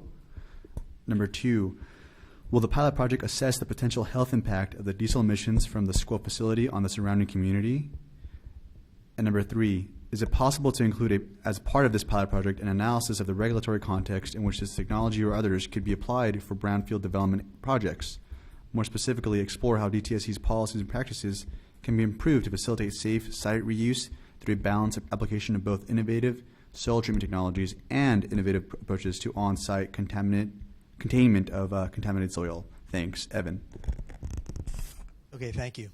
So there's obviously a whole host of questions that people have raised, and we'll talk about those in the context of how we move forward to this proposal a little bit later.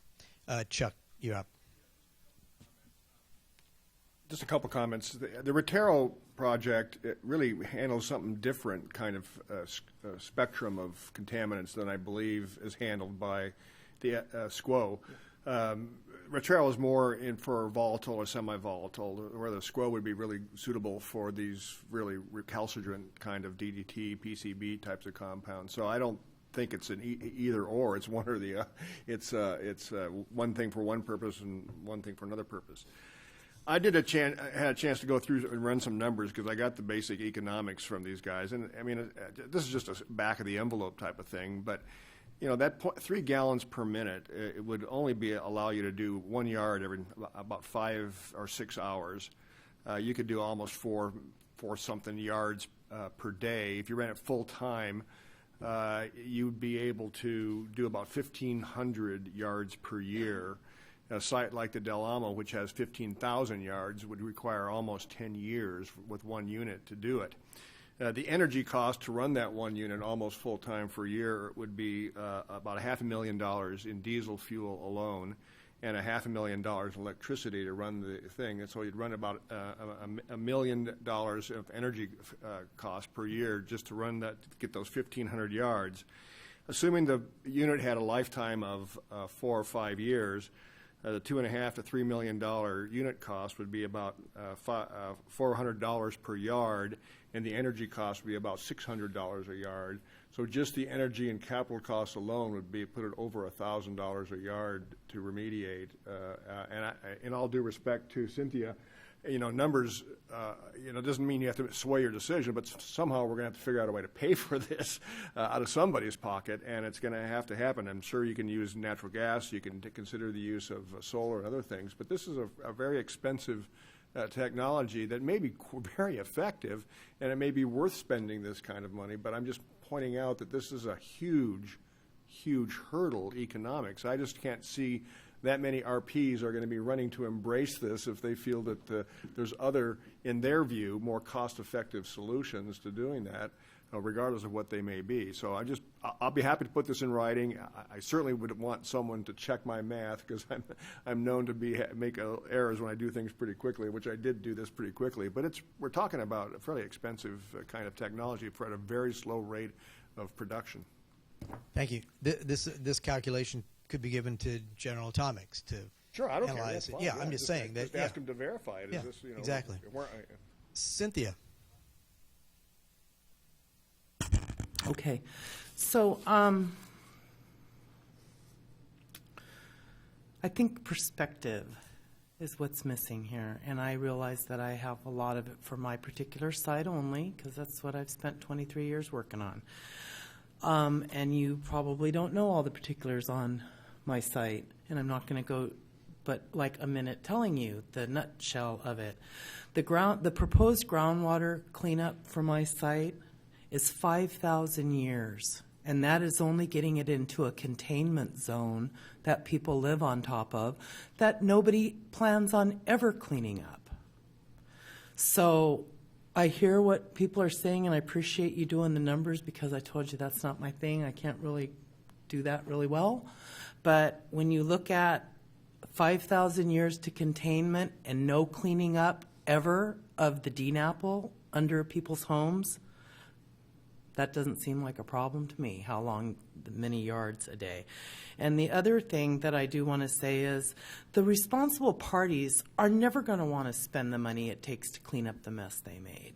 They're not going to be tra-la-la, twiddly-dee, let me look at some new stuff.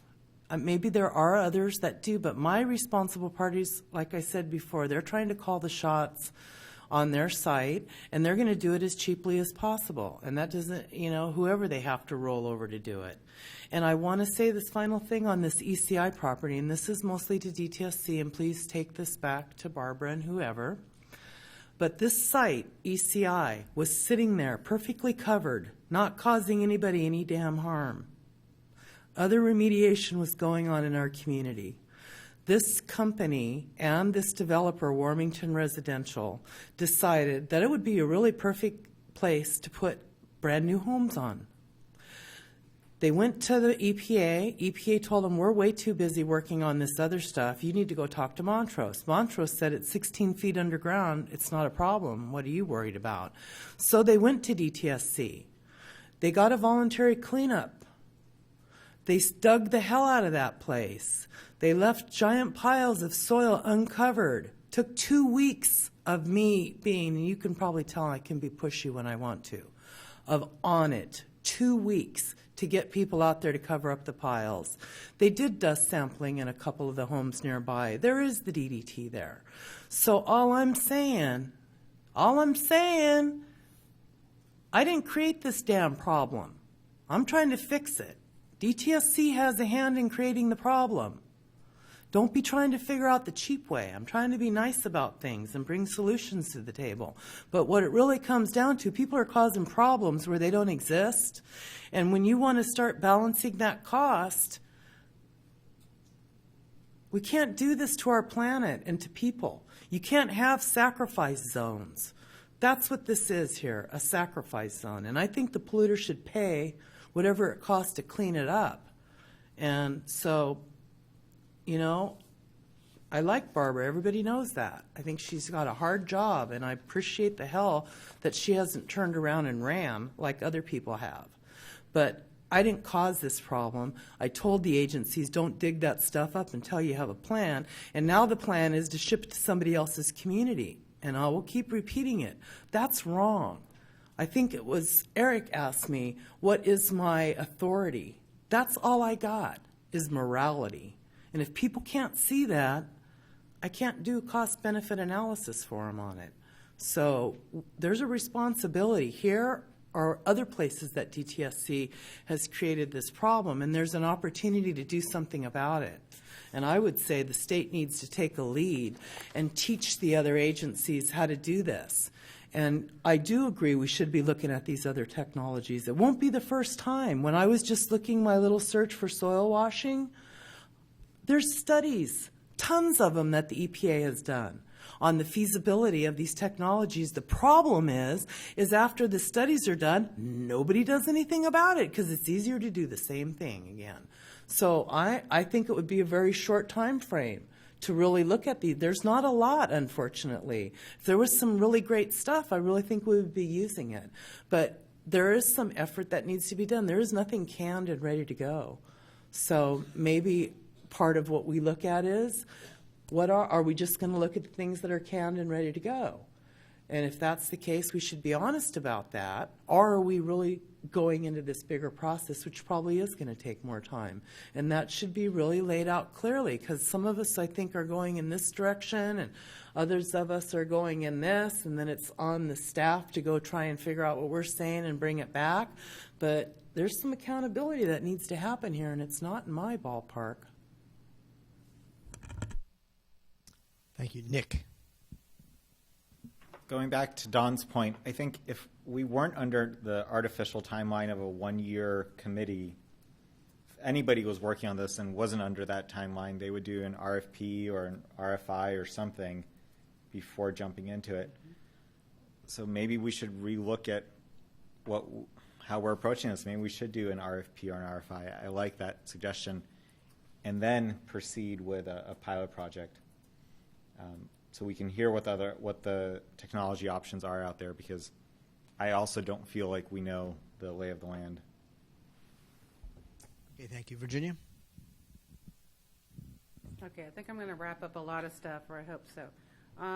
To reiterate, we really need to go to the RFP thing. We are under a time constraint that really limits us having I think the smart capacity to make a good decision here. I don't think we have enough information with the technologies out there. I think we need to put this on the companies that are going to be making money off of cleaning up these sites, and I think we have a lot of sites that have unique issues. I'm now concerned about this SQO unit going to this sensitive neighborhood.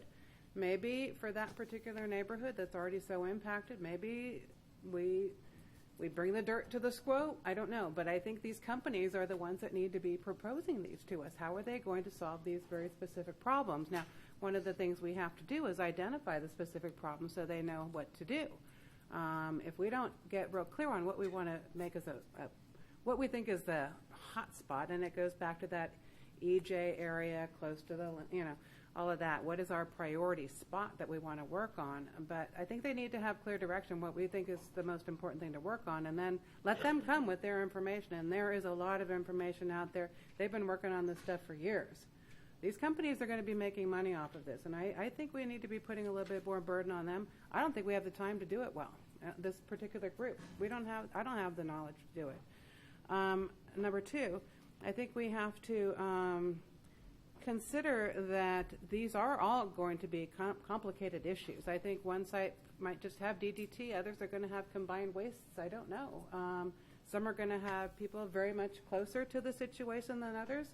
I mean, I think we're trying to fit one technology to too many things, and I don't think it's up to us to have to figure that out. I really think the companies that are going to make money off of this should be coming back to us.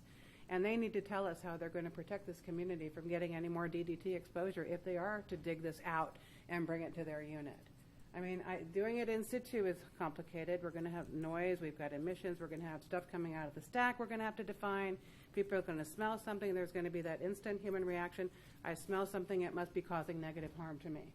I mean, that is just human nature. We're going to have to deal with all this stuff as it comes to the community.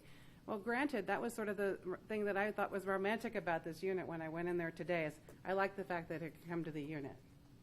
Less transportation of this contaminated waste is good, but I'm still not there. I really think we don't have enough time to investigate everything out there fairly to all of these little companies that might not have even heard what our agenda is. And I think maybe we need to come up with what we think are the hot spots we want to clean up, and then maybe put it to RFP and let these companies figure it out. Maybe a short time frame for RFP. But I think there are a lot of technologies that aren't going to be heard here that might be better, and I'm afraid that we're rushing, and none of us want to rush. I think we all feel very strongly about our reason for being here is our passion to clean up this community and be responsible for waste that we are generating, not impacting other areas. Well, the experts are not us. I think it's the companies that have been doing this work for a long time. That's it. Okay, thank you. Zonia, last comment on this. So I think you guys all might be surprised to hear that the majority of the communities that make up the People's Senate actually feel very differently than Cynthia feels about her community. And I really, it's difficult for me to even tell you this today, but we just want the soil out of our communities. We don't want to sit there in toxic fog. We would like that soil to be removed, and we don't want it mitigated and to sit there still with these concentrations that DTSC or WEHA or anybody else says you should be fine, because the reality is there's a cumulative impact, and especially for people like me, small children, senior citizens. You can say it's safe, but the reality is, and if you know people that live in a toxic community, it isn't. They're still suffering, they're still sick, and it's just not safe to be around these toxic substances at any concentration. And so just hearing this conversation about the fact is that we don't have a viable solution for in situ, for cleaning up contaminated soil in place, really just kind of pushes the thought process and the discussions that we've had with People's Senate members that we really need to start talking about addressing these communities and stop allowing people to sit and live in this toxic fog and moving soil elsewhere until we find a solution, because just it's so inhumane to just sit here year after year after year. And Cynthia doing this, I can understand her frustration and her emotion. I feel emotional, even just half the time talking about this issue in general and being part of this committee, because it's hard to even the health impacts, just trying to process my thoughts and put them into words and verbalize it all. It's just maybe even considering sending waste out of state. I know in California we just have this thing, we want to keep our waste in state, but if there's a safe place for it to go where it's away from the population and it can be contained properly, trucked elsewhere, and I don't understand why they're excavating contaminated fill or material and leaving it on a site uncovered and sitting there for 2 weeks. It just makes no sense whatsoever to me. I think it should just be immediately put into a container, contained. If it's a semi that's trucking it out, it needs to be, contained in a way that while it's being transported, it is not going to blow into other surrounding communities as it makes its way from point A to B, then to be disposed of. The People's Senate members are going to be coming together to have a discussion. We have communities that live next to landfills that are concerned about what's coming into the landfills. And then we have communities that live in toxic communities like Autumnwood, where illegal disposal took place, or communities that live just adjacent to industry and emissions are, through the roof. And we really need to have a discussion about how we're going to address this and not just sit around having conversation after conversation about it year after year, and the wheel just keeps on spinning, and we never reach any agreements about how to address the situation. So that's my comment. I mean, we're tired of I don't think any of you with your families would feel like you'd want to sit in a toxic community or feel that that's fair, that anybody should just continue to live in a home where you're breathing in, contaminants, or your children are exposed to lead, and, it's unfathomable. I just don't understand why year after year we are talking about this and still people are moving in and out of my community and Cynthia's community, and homes are still being built on toxic soil. Something to think about in conversations. We need to have a conversation about what to do with this waste now, and then if we find something, whether it's Rotero or the other company we went to this morning, whoever it is that's going to create the technology that's going to work and actually clean up these communities, we need to do something with it now. That's it. Okay, thank you. So it seems to me where we are on this issue is several people spoke to the idea of expanding this to other technologies and figuring out a way to do that. And several people have also suggested figuring out a way to do some kind of a request for proposals or information from different vendors who have technologies that might be able to address contaminated soils with petroleum or DDT or related kinds of materials. And so it changes the face of the proposal a little bit over what it was, rather than just looking at the SQUO technology. It's looking at other technologies that might achieve multiple purposes. So I think we need to, if I'm interpreting everybody's comments correctly, we're going to reformulate that proposal a little bit more around the many comments that have been made about expanding to other technologies. That still remains, it sounds like, a very important idea, important proposal, or a high priority proposal for most folks, looking at a technology that would be able to accomplish the goal of removing the organics and the DDT and other things from soil.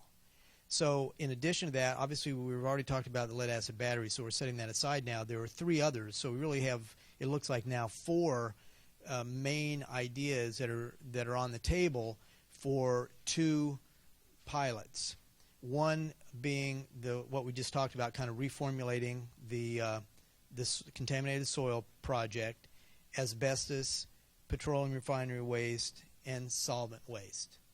So to that end, the staff, again, as requested, did a quick cursory analysis of some of these opportunities, and I think Natalie is going to maybe kind of walk us through how this was prepared, and there's maybe a legend of there's gray boxes, and so walk us through that if you would. Yes, it's this chart right here. Actually, it'll be me, not Natalie. It'll be Eric instead of Natalie.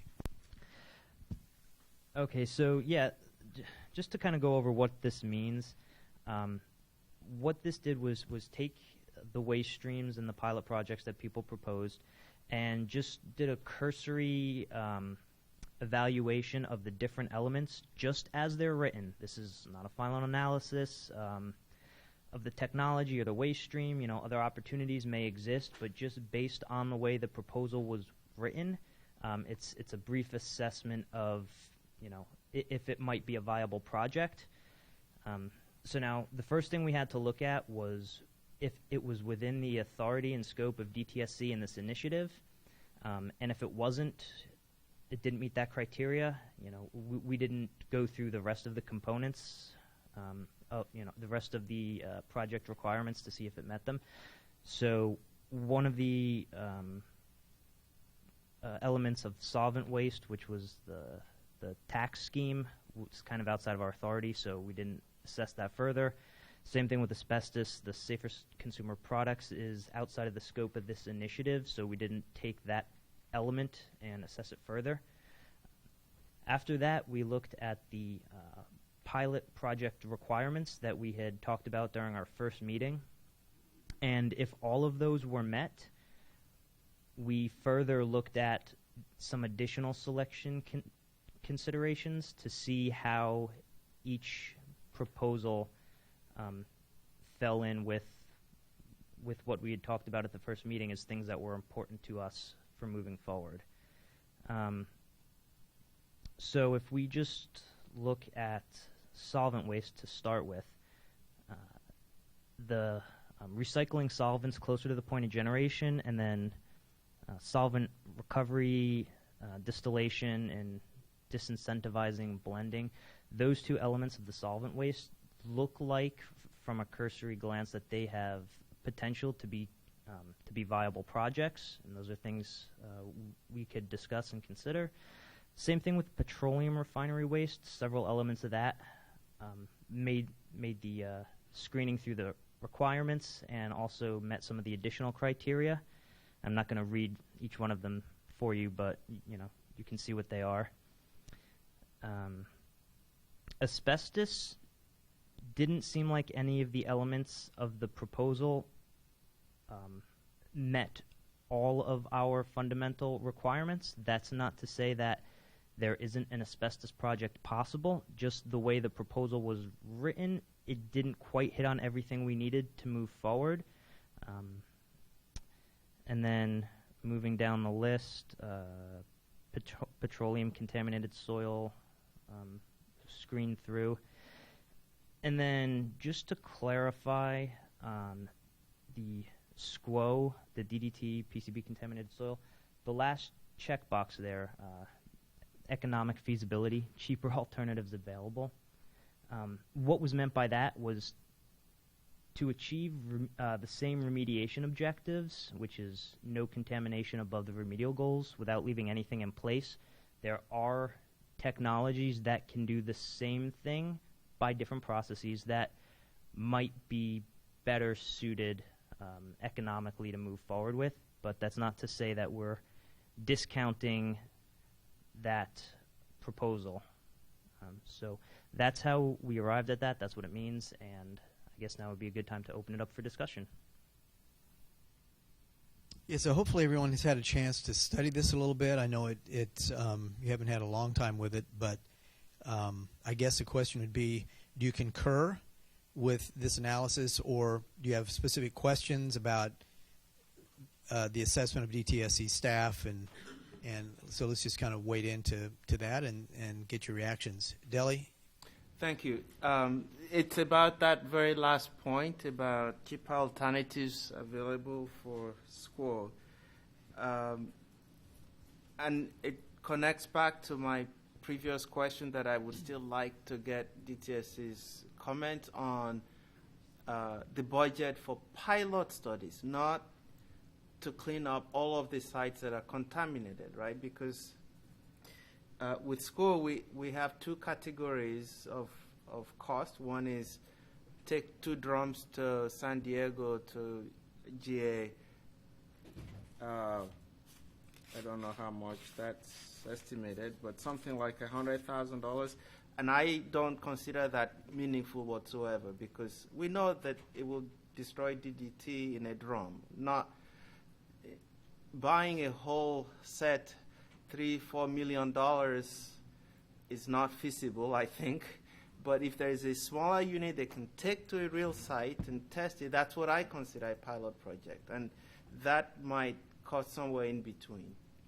So in this table, saying that cheaper alternatives are available, are we talking about a cost estimate for a pilot project for those alternatives, or for adoption to clean up all of the sites, for example?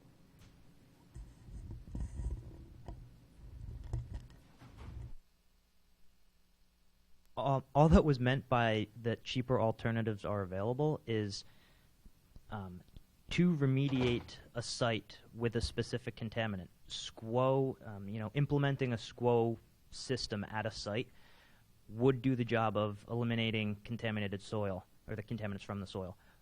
Depending on the contaminant, the site conditions, there are feasible ways to remove or remediate that contaminant as well that are more cost effective. As far as what we have budgeted for actual pilot projects, I can't speak to that. Other questions or comments on this analysis? I mean, it's basically meant to be a screening tool to say, where we're going with this is, what do you want to recommend to Director Lee and to DTSC for pilots? And so we want to try to use this as a tool, just simply a tool to work us to that conclusion, right? It's not meant to be anything more than that. Ingrid? 2 comments. First, I mean, I guess to build off of Deli's point is, there is a line item budget corresponding to this initiative. And so I do think there's some data that we have that would indicate how much pilot projects could cost. And I know some might be bigger than the others, but let's say we just split it into thirds. Like, we should be able to do at least that level of analysis. And I think that would help us, because I don't remember off the top of my head how much the budget was. I specifically cannot speak to that because I don't know how much was allocated for each. Maybe Rick might be able to provide a better answer, or maybe we could sit down later on and figure that out. Essentially, in the BCP that we requested funds, the amount of money is allocated for staff resources and contract costs to afford translation and venue costs. There was no specific budget for purchase of technology or implementing specific pilots. That said, I know that Barbara has indicated a willingness to basically look to and research other sources of funds that could be brought to bear for purposes of these pilots. So it's not necessarily a dead end that the BCP didn't allocate funds in that way, but there were no funds specifically allocated for operation of technology type of pilots. So this whole endeavor that we're undergoing is solely to pick the pilot projects and staff DTSC on it without actually paying for the pilot projects? I mean, it's just the process, not actually the projects. At this point, what we were looking at is, can we find opportunities for essentially researching and pulling together the information and looking for other outside sponsors or other entities that would be willing to partner with us to pursue a pilot. So, sorry, Ingrid. So this last column, economic feasibility, is not about DTSC's budget for the pilot. It's what exactly?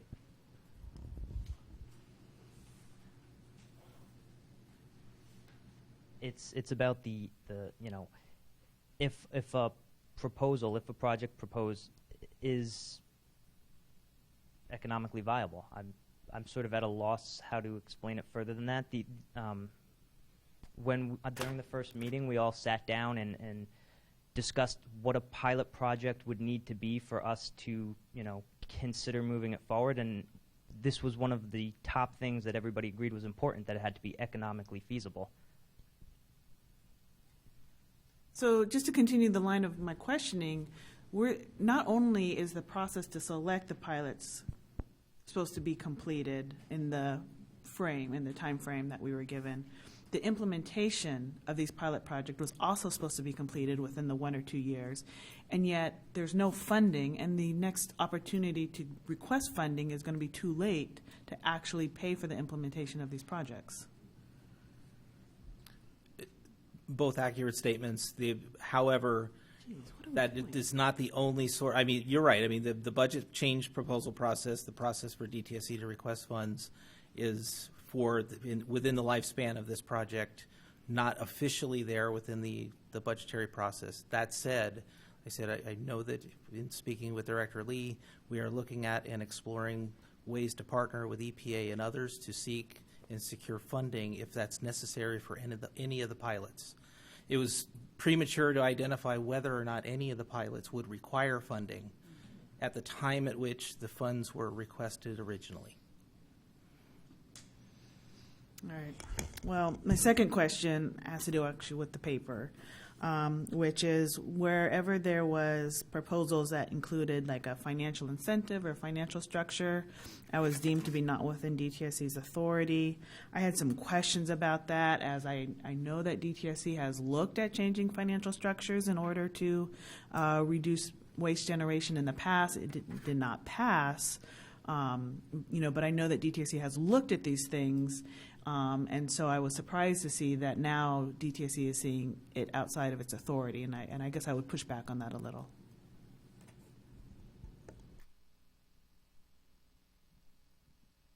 So you're talking about the heavily taxy hydrocarbon solvents line. Is that specifically what you're talking about? We have the petroleum refinery waste, where it says within DTSC's authority, not financial structure aspect. Okay. Mm-hmm. And then I believe there was also, Virginia had one that also. Right. The tax of hydrocarbon solvents. Yeah, where that one was just crossed out entirely. Yeah.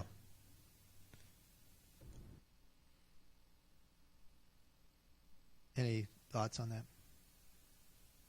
In the context of the time frame for the pilot, even if a recommendation came that would be an effective method to pursue, it wouldn't specifically be able to be secured and implemented within the time frame for the pilot. That said, I mean, I think I agree there may be opportunities for making recommendations, pursuing legislative or other regulatory changes that could affect a long-term implementation of an idea or an aspect that's been explored as a pilot. But currently, short-term, we have no taxation authority within our current statutory structure to be able to do that right now. So that's kind of the framework within which it was looked at. Okay, thank you. Dawn. I was hoping that, and I'm going to put you on the spot here, David, if you could just talk a little bit more about the in situ chemical oxidation. I mean, what types of contaminants would really be treatable? I mean, is it as broad as potentially the SCWO system? I mean, what differences are there between? I guess I don't know enough about the two, or between the two. Sure, I can quickly address that. It's been a number of years since I've used the technology, and so pardon me if I'm going strictly from memory here, but it is most effective against basic hydrocarbon contamination. Gasoline range, diesel range organics becomes progressively less successful against heavy tars. I used it at several sites for what used to be called manufactured, or what are called manufactured gas plants. These are, people see old gas lights in the old West movies and they assume it's natural gas, not natural gas. It was manufactured gas from roasting petroleum oil and coal in some cases. Created a number of waste streams. But it's not, there are a variety of oxidants out there that can be used, peroxygen compounds, persulfates, even some chlorine-based ones. But by and large, they are much less effective against, as Chuck termed them earlier today, the more recalcitrant complex organics like DDT and some of the pesticides, some of the other pesticides.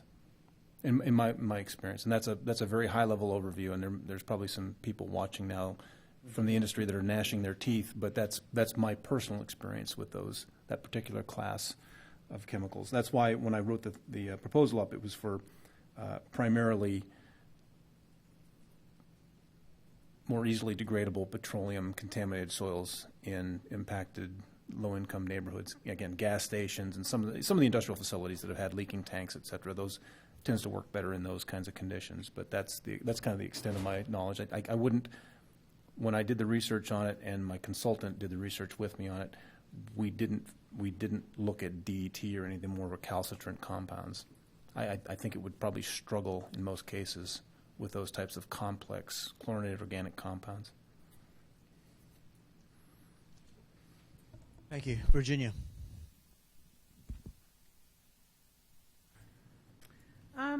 I wanted to talk a little bit more about this financial structure. I think Ingrid and I, and tell me if I'm wrong, really wanted to disincentivize the willingness to off-site transport contaminated waste from a manufacturing process. That I felt very strongly petroleum manufacturers really need to be dealing with their waste in-house, and nothing should be shipped off-site. In fact, I think one of the problems is it's cheaper to ship this contaminated waste off-site. I'm still trying to figure out where all of that petroleum contaminated waste is coming from on those lists that we were looking at earlier on. But I'm struggling to try to. I'm not an economist. I am pretty much scientist all the way. I'm certainly not an accountant either. But I was looking for a way to verbalize how to make it way more expensive to dispose of something off-site than dealing with it on-site. Like we have the voluntary, or the SB 14 that kind of required waste minimization. We have a lot of work that Ingrid mentioned here, the pollution prevention work groups did over the years, BMPs, but I've not really seen anybody requiring these companies to do these BMPs. And I'd love to see that come from a regulatory agency like DTSC. Now, maybe we don't do the financial side, but I think we need to do some pretty strong requirements that these big companies should not be generating this much waste to be sent off-site.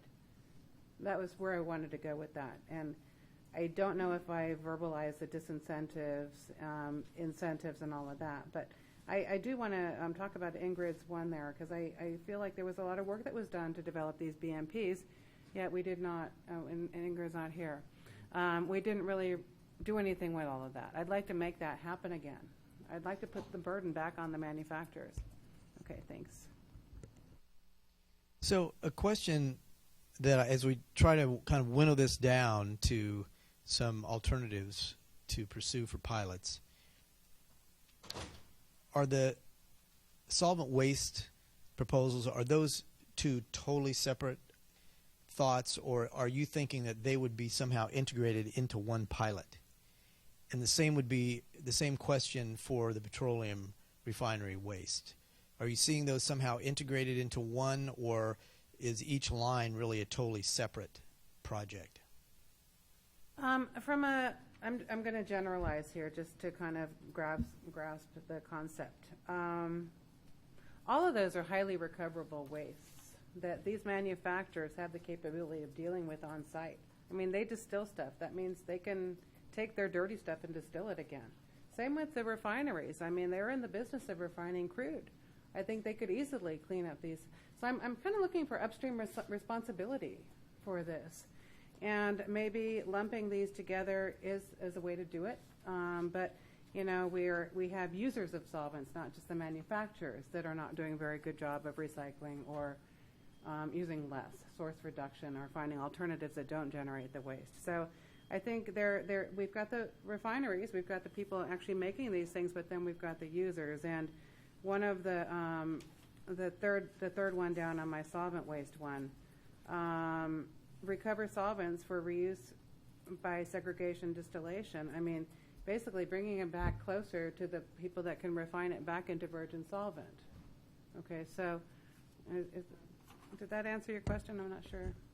Well, just trying to winnow down here the list from, and as we've kind of categorized these into 4 major categories, I'm just trying to say, hey, do we really have 10 different pilots here that are being proposed, or do we have a theme, you know, some themes? I mean, clearly the bottom 3 are themes around contaminated soil and ways to clean those up, and combining that with the dialogue on just what our community preferences for that. That seems like a reasonable package together. It looks like from the analysis here that the asbestos would perhaps kind of fall back a little bit because there are some elements, at least based on this analysis, that are not met. So it then kind of pushes us to look at petroleum and solvent waste, where 4 of them have all but one column filled in, which would mean those would, you know, kind of meet a higher standard of achieving more objectives. So, you know, again, just kind of looking to say, is there a petroleum project here? Is there a solvent waste? You kind of suggested there might actually be something that combines both of those in some kind of upstream way. So maybe there's a new proposal that comes out of this that would combine some of this. So I'm just kind of looking for ways to winnow this down. And I can continue my thought. I think that's kind of where I was going. I was in manufacturing, and I will say, for example, in making coatings and paints, we put all the off-spec stuff right back into big batches, and it was very easy for us to treat our own waste. We did not treat any contaminated soil because it was cheaper to send it off-site. Now, this was back in the 80s, okay? I think we're now to the point where there is nobody else's backyard that's available to put this stuff in. One of our charges was not to ship this out of state, but dealing with it in situ, I think, has added a little bit more complication because we already have impacted communities. I still think we have not put the burden on the manufacturers of these things to deal with this, and I think this is not necessarily green chemistry. It's product stewardship. It's responsibility of dealing with something. If you make it, you deal with the contamination down the road. Now, these companies make a lot of money making their products. They have users. I mean, energy, everything. You know, petroleum, solvents are in it. These are worldwide things. But honestly, these companies are making a lot of money, and I think we've made it very easy for them not to deal with the things that they should be responsible for.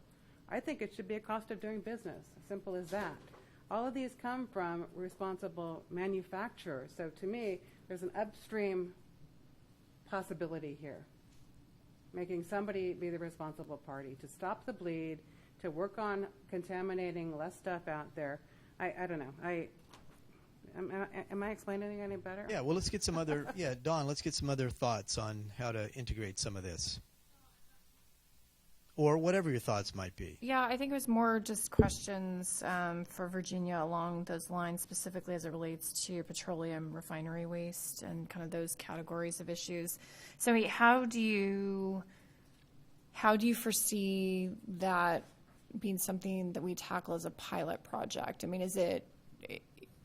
mean, I guess I'm just struggling with how do you move this forward in terms of DTSC's authority currently? Is it just reinstating the Pollution Prevention Advisory Committee and recommending that that committee, work on new BMPs and those sorts of things. I mean, I guess I'm just wondering what specifically would the charge be in that direction? I think it actually should be pursued through some legislation, because I think we've tried to impose a lot of voluntary BMPs and pollution prevention knowledge, but I'm still seeing a lot of waste coming out of these manufacturers. So I'm not saying that actually solved the problem. Granted, I do a lot of work with the green business programs and all of that, and I have some very close research friends that think I'm silly thinking voluntary will work. They firmly believe legislation will work better. That great, that 2% will do the right thing because they want to do the right thing. But for business, this is a profit thing. And I got to say, I love SB 14 and all of these things, but doing waste minimization reports are great, but there's a point where they just stop, and I still don't think they've gone far enough. I'm starting to think maybe the proposal should be towards legislation and upstream responsibility for this waste. So in that regard, just a follow-up question on that, I mean, that seems to follow along the lines, though, of the challenges with doing anything like that in the time frame. Yeah. Because, I mean, similar to the financial structure. I don't have the answer to that. Okay. I'm just trying to better understand, so given the discussion, I'm just not clear what the pilot project would be in this space. Yeah, and I think I just need people to help me vet that. That's just an idea, but I'm not the expert on this at all. Let me ask you this question. I think it's a follow-up on that. So if I look at the petroleum refinery waste, the middle one, promote on-site batch treatment, basically including contaminated soil, the technologies you're looking at for the contaminated soil could conceivably address that, right? So that piece could come down to the bottom with all the other contaminated soil projects. Okay. Now I see three of these that talk about disincentivizing or basically keeping things as they are. The Ingrid's petroleum refinery waste, the recovering of solvents, and where's the other disincentive? They expand on the incentives for on-site recycling. So are those combinable into something that talks about creating incentives to not ship things off-site and to take care of them there? Is there a project amongst those three things that kind of deal with that kind of incentivizing or disincentivizing? I mean, I think that's the right approach to be looking at is not only focus on the waste streams, but on the means and the how of reducing, and if things can be lumped together, I think that's right. I do wonder if there is something about the Pollution Prevention Advisory Committee work or structure or, I don't know, kind of the whatever generated the idea to do that we can revisit. And that would have a broader impact if we could actually think of a broader framework for addressing multiple issues. So I don't know if the loss of the pollution prevention program in general in DTSC is very, very unfortunate. And there has to be something, I believe, that comes up in its place, and that whatever issues there were with it, I think probably because it was all voluntary, that should be addressed. So I do think kind of a larger vision is the appropriate tool. I don't think I am, or I don't know, maybe none of us are really in the position. I would be really interested in hearing from the folks that were on that committee, personally, about where they left off, what worked, what didn't, what they'd like to see, what could be done better as a better process. But really using what's been done in the past and making it better might be a path forward. So my question to that is, it sounds like to me you're advocating for a group that used to exist or used to be functional that is no longer. Is that a pilot, or is that, that's just actually something you would hope would happen regardless of this pilot program, right? You'd like to see that group kind of revitalized. I would like to see a pollution prevention program at DTSC. Yeah. in some form. Yeah. So my question is that a pilot, or is that really just a kind of a separate initiative to see that started back up?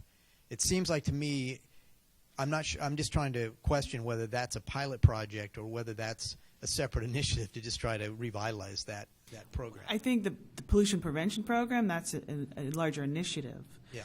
You know, some kind of process within it, like the committee, I could see that being a pilot project. Or some kind of, you know, tool to use. Natalie, you have something on this?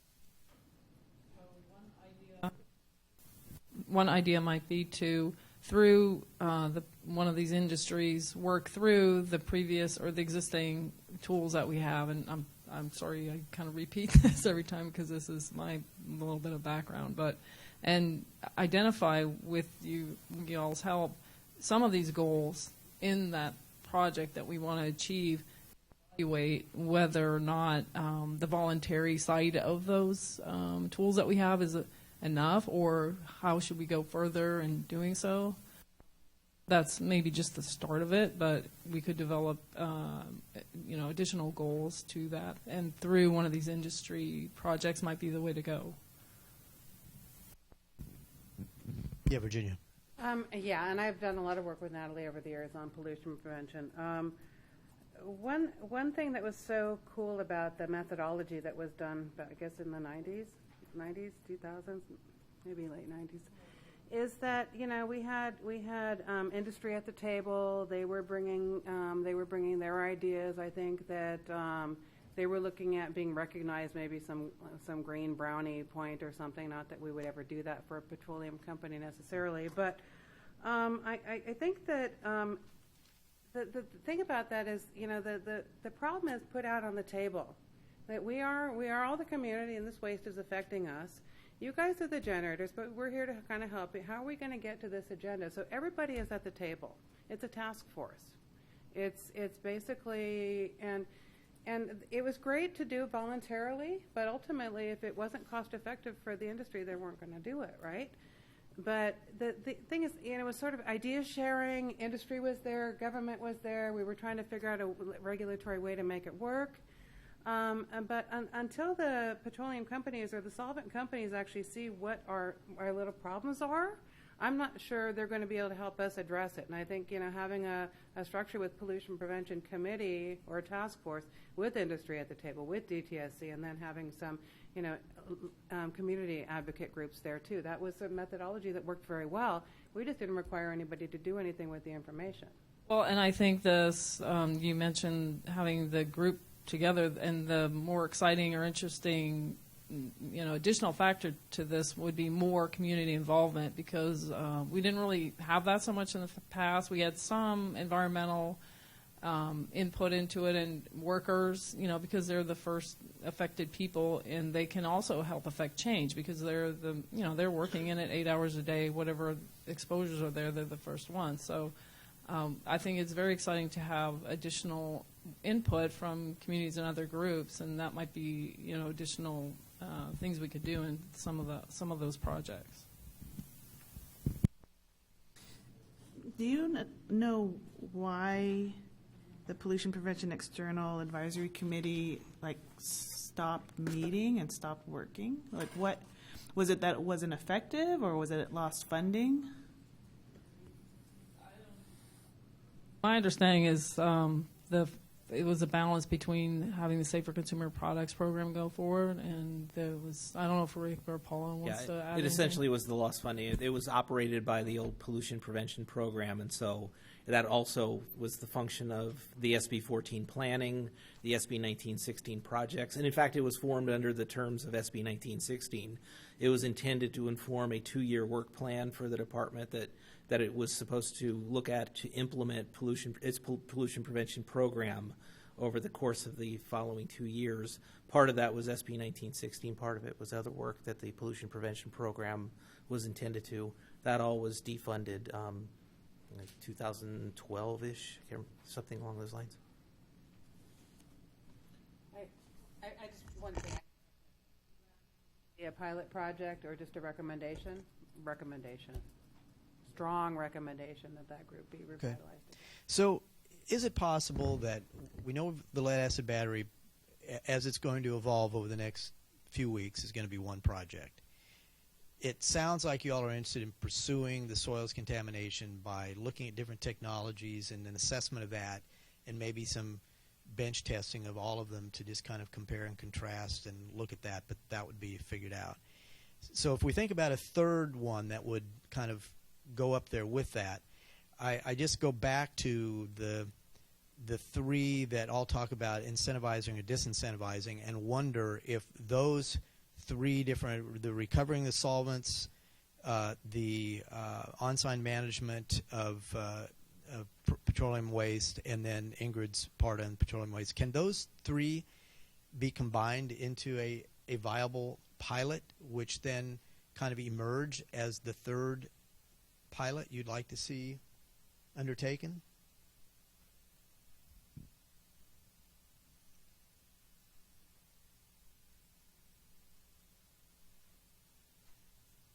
Can you just repeat which ones you were talking about?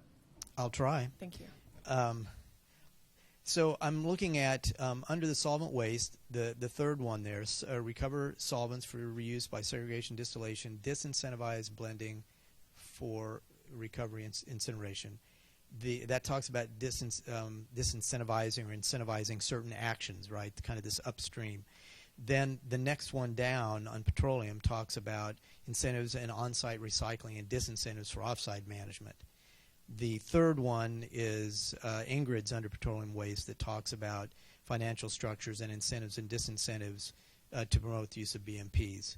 So I was just looking at those, all of which talk about kind of an upstream approach, thinking maybe there's a proposal there that can bind those three things into something a little larger that address those three topics. Now you're addressing both solvent waste and petroleum waste with some kind of an upstream approach. So just wondering if that makes sense because it does combine several ideas. So when we talk about incentives and disincentives, we're not allowed to include financial incentives and disincentives. So we're really more limited in incentivizing and rewarding behavior without the use of any financial structures. Is that true? I'm not sure I heard that from the previous discussion. I thought I heard you. I'm not going to say what I heard. Rick, what did you say? The limitation is what we can impose directly, regulatorily, or statutorily right now. I think it's definitely something that should be considered. I think incentives of all sorts or disincentives of all sorts are huge behavioral modifiers. And so I think the question is how you build it inside the pilot to actually test something as opposed to set it up for a subsequent step. So I think that's the challenge. And I recognize there's a tension between those because unless you have something real and in hand, the ability to assess its effectiveness is definitely muted. And almost, it's a very difficult concept within a pilot to do. But again, I think all incentives, disincentives would be available for consideration. So if that's the impression you got, that was not my intent. It really is just the immediacy of availability of authority. So you have potentially authority in some areas, but in the tax part, not. That could be part of a pilot that could propose that. But as you're saying, you can't really test the validity of the effectiveness of it, is what you're saying. Right. I mean, we've used other sorts of incentives, reward or identification or, for lack of a better, wall of shame sort of things where, you kind of out somebody for bad practices or you highlight or trumpet their accomplishments for good behaviors. I mean, those incentive sorts of programs or disincentive, we've experimented, and I think we were well within the realm of our authority to use. It's when you come down to our ability to be able to, through a mandate of a statute, a financial sort of element, that we don't have the authority to actually impose anything. That would require a statutory change, which you can't test during the course of the pilot, is what you're saying. That's my assessment. I'm open to hear alternatives for consideration, but like I said, as we look at our existing authority, I think that's where we hit that limitation of ability in the short term. So, were you finished, Ingrid? Were you finished? So, in that kind of along this line of discussion, then, I'm really curious as to when DTSC staff reviewed these two solvent proposals, as well as the petroleum proposals, and so those ones in particular, those were marked within DTSC authority, and so I'm now questioning how you were reviewing those in the context of DTSC authority, given that you don't have the ability to impose anything. So as you were reviewing those, how were you thinking of them? Because it's not clear to me, based on this conversation now, that there's really much to be done in terms of a pilot project that actually would produce an actual reduction or some beneficial outcome there within the year. I'm just not clear on that now. So I'm going to answer your question by changing the subject a little bit. Okay. Just by looking at all of these, when I see that first one, solvent waste, recycle solvents closer to the point of generation, to me that looks the most like what a pilot project should look like. I mean, the incentivizing, disincentivizing, all that stuff is more of a long-term strategy and a full implementation. But if we were to find a facility that wanted to work with us, and we go in and identify best management practices and ways that they can recycle their own solvents instead of shipping them off-site, that to me looks like what I would envision a pilot project. Totally on the same page. So, sorry, I'm going to jump in right there. So that's the crux of all of these then, is presuming that there's some entity that's willing to step up to say, we'll work with you on a pilot basis. And yet, it's not clear to me that we have anybody within these, like, that we can go to tomorrow and do work with within the year. So we'd have to actually go out and seek a company any of one of these. That would probably be part of implementing the project, yes, is finding somebody who'd want to work with us. And there's benefits to doing that. If we found the right facility to work with us, on-site solvent recycling can save money. It's something that they would pay to implement that they would see benefits from. Mm-hmm. So it's an economically feasible, pilot project that can be accomplished within a year. And so in that same example, I mean, do you have companies that you're thinking of already that you've worked with in the past that might be open to that? I mean, because part of this, I guess, is my concern is just in terms of the timeline. Going out and trying to find someone could be a wild goose chase, and you would lose ground and time. So I'm not being critical at all, just wondering, in your mind, do you have a couple of companies you're thinking you might reach out to see if they're open to this?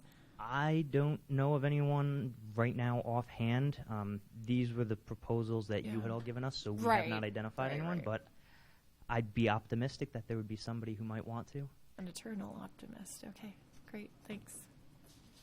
We're also aware through some of our previous work, again, at that critical time in 2012, where we were working with some chemical industry partners that had actually come forward and had been willing to kind of demonstrate or show some of the progress that they'd made. So I think we would conceptually we'd work back through those channels to see who we can identify to see if we can't bring that forward further.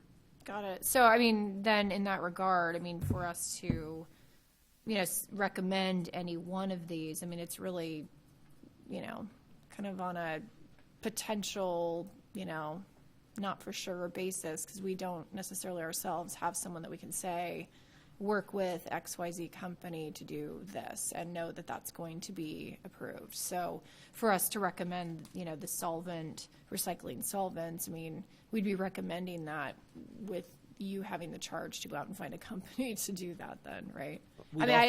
We'd also be willing to take nominations Right, from you as to right. partners that we could work with. I mean, obviously, from the seat you're sitting in with respect to the committee, Right. we would hope that you could at least help facilitate those conversations and bring forward.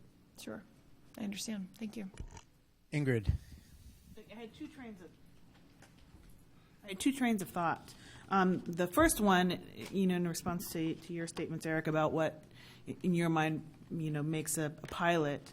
I wanted to push back a little bit because of how DTSC has envisioned the pilot for lead-acid batteries, which, much like the incentives, disincentives, would involve identifying, what's out there, a landscape review, looking at other states, what other people do, and it could follow a very similar track as, really laying the groundwork for identifying opportunities which it could then implement, which is the exact approach DTSC is taking in the battery proposal. So I would just push back and be like, you yourself, DTSC itself has identified a way to put this type of thing in a pilot project. And I did have some issues with it, but I just wanted to note that inconsistency.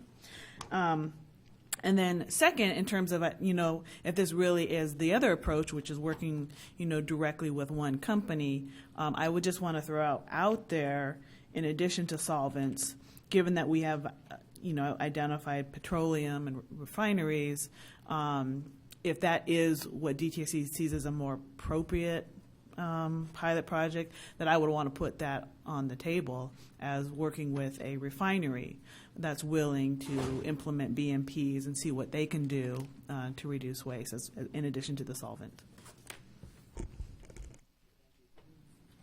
Delhi. Thank you. So one of the classic case studies that we teach, potentially success stories, California's way of dealing with solvents around dry cleaning, and lots of history of problems and solutions. I worry about finishing these case studies and recommending them, and it reads when LA Times covers them that we just came here to kind of reinvent the wheel. How is this different from what we've done in the past, and how does it move us really further in protecting people? I mean, there are unfinished businesses around solvents, but I just don't see innovation in what we're discussing as a pilot study.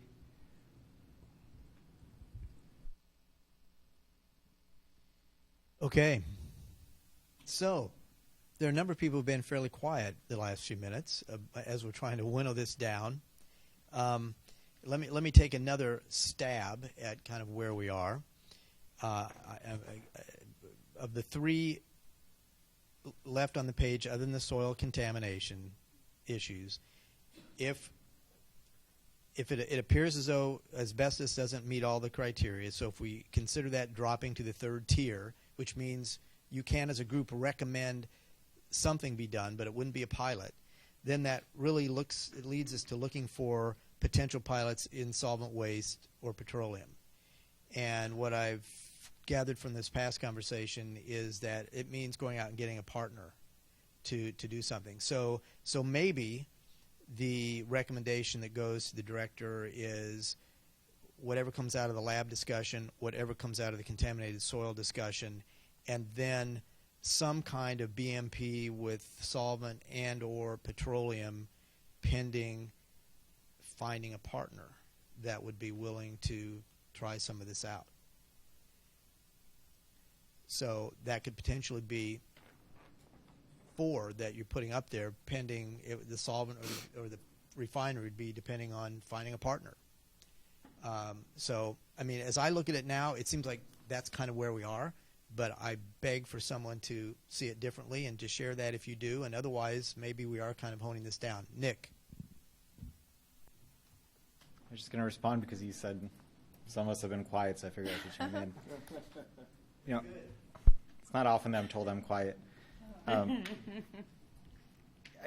really having a hard time wrapping my mind around how these fit into pilot projects because of the issues we've discussed. We don't have any money.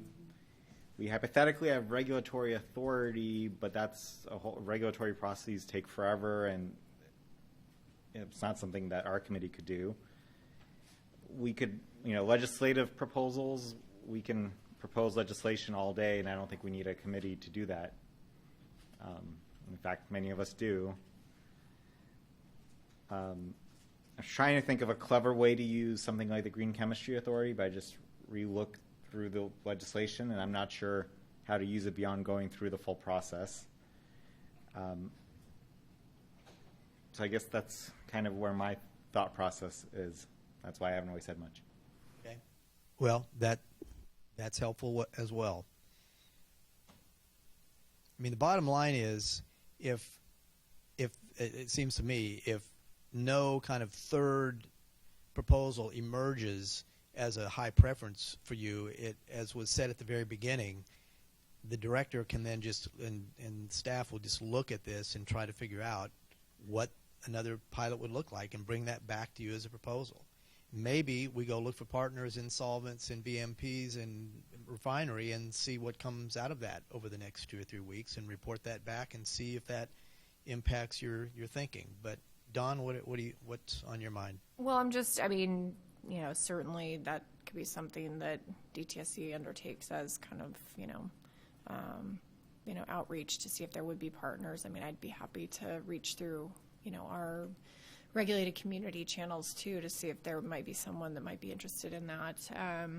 But in the absence of that, and, depending on timelines to be able to identify someone, I'm wondering if rather than having 3 separate pilot projects, to have the lead acid batteries and perhaps kind of more of a super project around kind of the soils issue.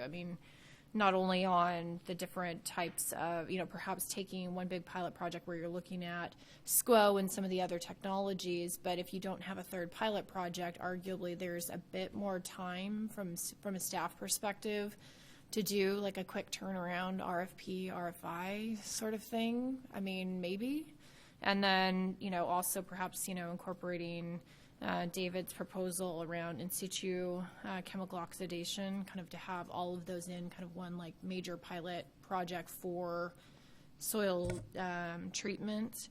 And then maybe, looking down to Ingrid's proposal around, information sharing and affected community building. That was something that we identified early, that there are different perspectives about how to pursue that and address that being able to perhaps make headway in overcoming some of those concerns in the affected communities could be helpful, and that certainly would take time and staff resources to be able to convene those types of meetings. So perhaps in the absence of a third pilot project that's workable, maybe a super pilot instead around those issues around soil.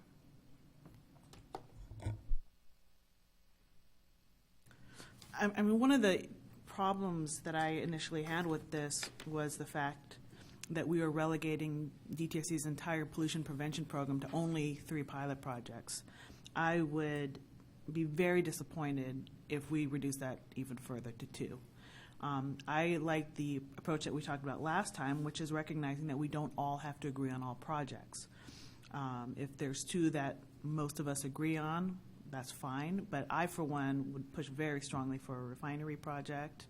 I like the idea of having the 4, which you mentioned, if I got them right, but attempting to have a BMP partner in one of a couple industries to, test out, how much can we reduce just by changing processes and using better management, as well as I really do like the idea of using this time frame to create disincentive programs that could be, could focus on one industry in the short term, but really the idea would be to use across the board on a number of industries, but to both identify them and perhaps early testing of them. So those are things that I would support, and I plan on supporting them with or without the group. Okay, thank you, Chuck.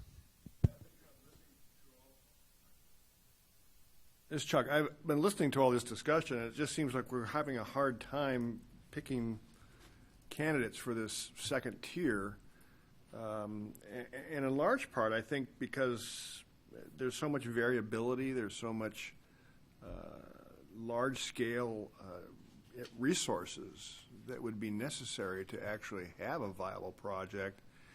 And I'm just thinking about the ones that are already in the third tier, things like that, and Nick and I were talking about, like these small propane canisters that would be, I thought would have been an ideal small-scale project for which there would be likely candidates that would be willing to step forward to demonstrate take-back programs or demonstrate that there would be, to get these single-use units, demonstrate a type of project, get them out of a community and get recyclable type projects.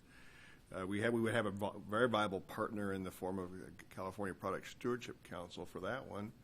And then the other one not because I have a pride of authorship, but of the flame retardant chemical one. I mean, you've got the Green Policy Institute in Berkeley that is just, all over this one, and would be a great partner, and we could collaborate with them. And they're not quite the big sweeping, let's take care of all petroleum and solvent contaminated soil type issues, but they would be smaller type, more human scale, if you will, type projects that would be more viable. And so I'm not going to try to twist anybody's arm, but I'm just thinking that I'm thinking the lead acid battery one is huge enough as it is, and then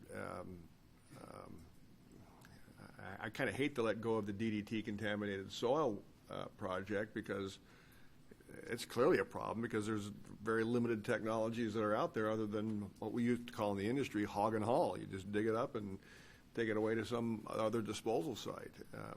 So I guess I would just like to see if there's any interest on some of the folks in the committee to go back and maybe explore some of these smaller scale type projects, like the small propane tanks and the flame retardant chemical project. Might be a more suitable choice, and easier to do without getting overwhelmed by all of the complexities. Just Okay. a thought. So, reactions to that, Virginia? I like the fact that we mentioned earlier that there are a lot of really good proposals. We're going to maybe, if all goes well, we pick 3 really good ones. We still have all these other ones as recommendation. I mean, all of these were very good proposals. I don't think any of these should die. Some came off of this list, but I don't want them to go away all the way. I still think this committee came up with some pretty good problems, and we had some good ideas. Maybe they're down in tier 4 or 5. That's okay, but they shouldn't go away at all. I don't think they should still be there as recommendations from this committee. We spent a lot of time doing that. But I just wanted to mention, I'm still trying to figure out how to tie in this whole on-site recycling of the solvents that are used by the users versus the people that manufacture the stuff. And it really does bring back the intent of this committee to bring in green chemistry where we have alternatives. We have manufacturer responsibility. People are dealing with their own waste here. We're not giving it over there because it's cheaper. And it's more of a mentality of dealing with your own stuff. And it was sort of not said that simply by our mandate in the beginning, but we really don't want to be shipping this stuff off-site. We really want to be responsible with it. But we're tying in a lot of things that DTSC has been doing very well, and I think green chemistry is the ultimate answer, but it's way down the road. I think pollution prevention gets us a little closer to what we're going to do now, and yet we still have to create this incentive for people to do the right thing. And it goes back to this voluntary recognizing the do-gooders of the world. Well, maybe we have a challenge to have a petroleum company. Now, how are we going to get a petroleum company to pilot this? I'm trying to figure this out now. Right. Well, maybe it's one of those dumb voluntary challenges again. It's a voluntary thing, but they're not necessarily going to make money off of this being the first one, but boy, we could get them a lot of acclaim and a lot of attaboy stuff, right? So it's that fluffy accrediting somebody in a non-regulatory way, which my other colleagues would say never works. But, I'm still trying to put the burden on the manufacturers if they have the capability to actually recycle their stuff back on site. So it's like a 4-tier thing that just has always been the goal, I think, of DTSC, and I'd like to see that go forward. Okay, I'm done. Thank you. Okay, thank you. Cynthia? So I too pulled out my project summary from the May 5th meeting, and it's much larger. And so while I appreciate, I'm sure we asked the staff to go back and look at things and bring things together, I think that things shouldn't be just dropped off like that. There should be some better tracking of, having the tiers down and. Right. Let me just say that what happened after the last meeting was, as a group, you all decided on kind of the first, second, third tier. And we said we were just going to look at tiers 1 and 2 to develop them further, because a lot of the ones on tier 3 didn't meet some of the criteria. But we also decided as a group that you wanted to say something to DTSC about how to move those forward. So they have not been dropped. I just want to make that really clear. It's just they weren't in today's packet because today we were trying to focus on this set of proposals that might lead to the third one. So I just wanted to clarify that. They have not been kind of lost. Okay. Now, Chuck is raising the idea, and maybe this is where you're going too, that we go back and look at one or two of those as the third pilot. And I think that's what we were kind of inviting a discussion about from Chuck's comments. Do you concur with that? Do you think there's Well, what I concur with is I have this big old notebook, and I track things. And things are going to get lost because time is of the essence. We keep moving on. And I just want to make sure that we honor the work that people have done to think about this with very vague criteria. And now we find out with no money, which is I know I'm going to pause to think about my participation in a project that leads nowhere. There's plenty of projects in my own community that lead nowhere that I have to work on. And so I just want to make sure is all I'm trying to do, Greg, because I see how we get going and there's only so much time, and we already are putting in a couple days a month. And so I'm not suggesting we all move in together, but I need to be able to track this stuff too. And I do have some notes on some things that we screened out, but I have other things on here that I'm not too sure about. And so, it would have been great maybe just to have another page that says, here's the things we haven't forgot about, just to remind those of us who have short-term memory loss that it's not just me that forgets. Very good. Thank you. We'll make sure that we carry those forward in documents moving forward. Thank you. So it seems like to me we have a couple, as time winds down, we have about 30 minutes left. We have a couple people that want to make some comments at the end. Natalie was going to, and still should, kind of show you the current timeline for the project, just so everybody, in case anybody has any questions about that. We've already talked about it a little bit. It seems like one possibility here would be to vet out a little further the refinery and the solvent project, seeing if there's a partner, and likewise, to Chuck's point, we could bring back a couple of the projects that seem to have partners in place but maybe didn't meet all the criteria, but maybe put those four, have the lab and the lead acid battery and the contaminated soils be the two certain proposals, and then put the other four out there for DTSC or the director, who's ultimately, as we know from the beginning, going to make the decision. Maybe let her choose from those four how she wants to proceed. Maybe that's as far as we can take it at this stage. But it's also true that after some initial fact-finding to see if we can find a partner, a refinery partner, a solvent partner, maybe we get that information back to everybody and do some kind of polling or take everybody's feedback on that as well. But Ingrid and then Virginia, your thoughts. I just wanted to clarify that, we do not necessarily need to have consensus. Right. And so what I heard you saying was kind of trying to, I felt, mash things into a consensus where there are some differing opinions at this point in terms of the last project. I do want to put forth, I think, a number of projects, but I don't think we have to agree to them all. Correct. So that's where I'd be more comfortable with is kind of, because I still have problems with projects that are not beneficial to EJ communities being put out there as one of the pilots. I have a fundamental problem with that. So I don't see myself joining a consensus. on projects that don't meet that criteria. Right. And I think what I was trying to say is, if we had come up with a consensus for the third proposal today, that would have been great. But since it doesn't look like we have that, what I was suggesting is we move these other four. It sounds like there are 4 other things that people have put on the table. Mm-hmm. Share all those with the director and let her select from among those. Right. And But also giving her the concerns of those that don't agree. Absolutely. That's, not that this is what the committee came up with. It's right. This is what the committee came up with, and these are the concerns of some members of the committee. Exactly. I was not suggesting in any way that there was consensus around those. Yeah, but thanks for clarifying that. Important. Virginia. One quick thought I had is we before mentioned maybe making some of these pilot ideas. Well, for example, the company that might be in current enforcement, that this could be part of their settlement, a supplemental enforcement plan. Maybe we could find a petroleum company who also makes solvents, because, a lot of solvents come from petroleum, that can kind of be here at the table to say, hey, mea culpa, so sorry, we want to do something more proactive. I'm still love to hear how you think we're going to get a pilot or somebody to work with us in that. And do we have any other ideas? I'm kind of worried we're not going to get one. Yeah, that seems to be the reason.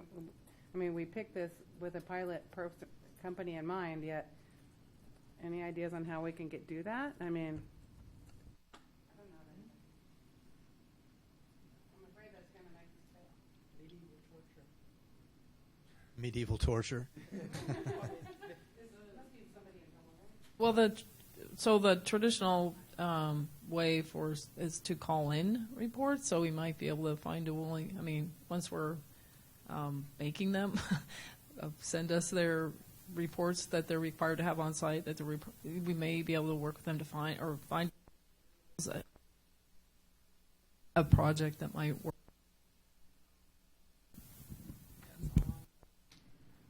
Okay.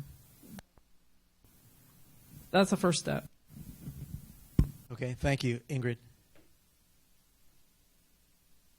I think it would be really useful at this point to call in the reports regardless, because obviously this is, at least with the refineries, it's it's the number one source of waste disposal. And so I think even having that information, we probably should have done a number one thing as soon as we started so that we could start already looking at it. But I would not want to wait until we select it. But I think DTSC should call it in. So it seems to me where we are now is we should create a document that articulates how we're moving forward, that we've already kind of summarized how we're going to move forward with the lead-acid battery. We've talked about reformulating this contaminated soils to look at more technologies.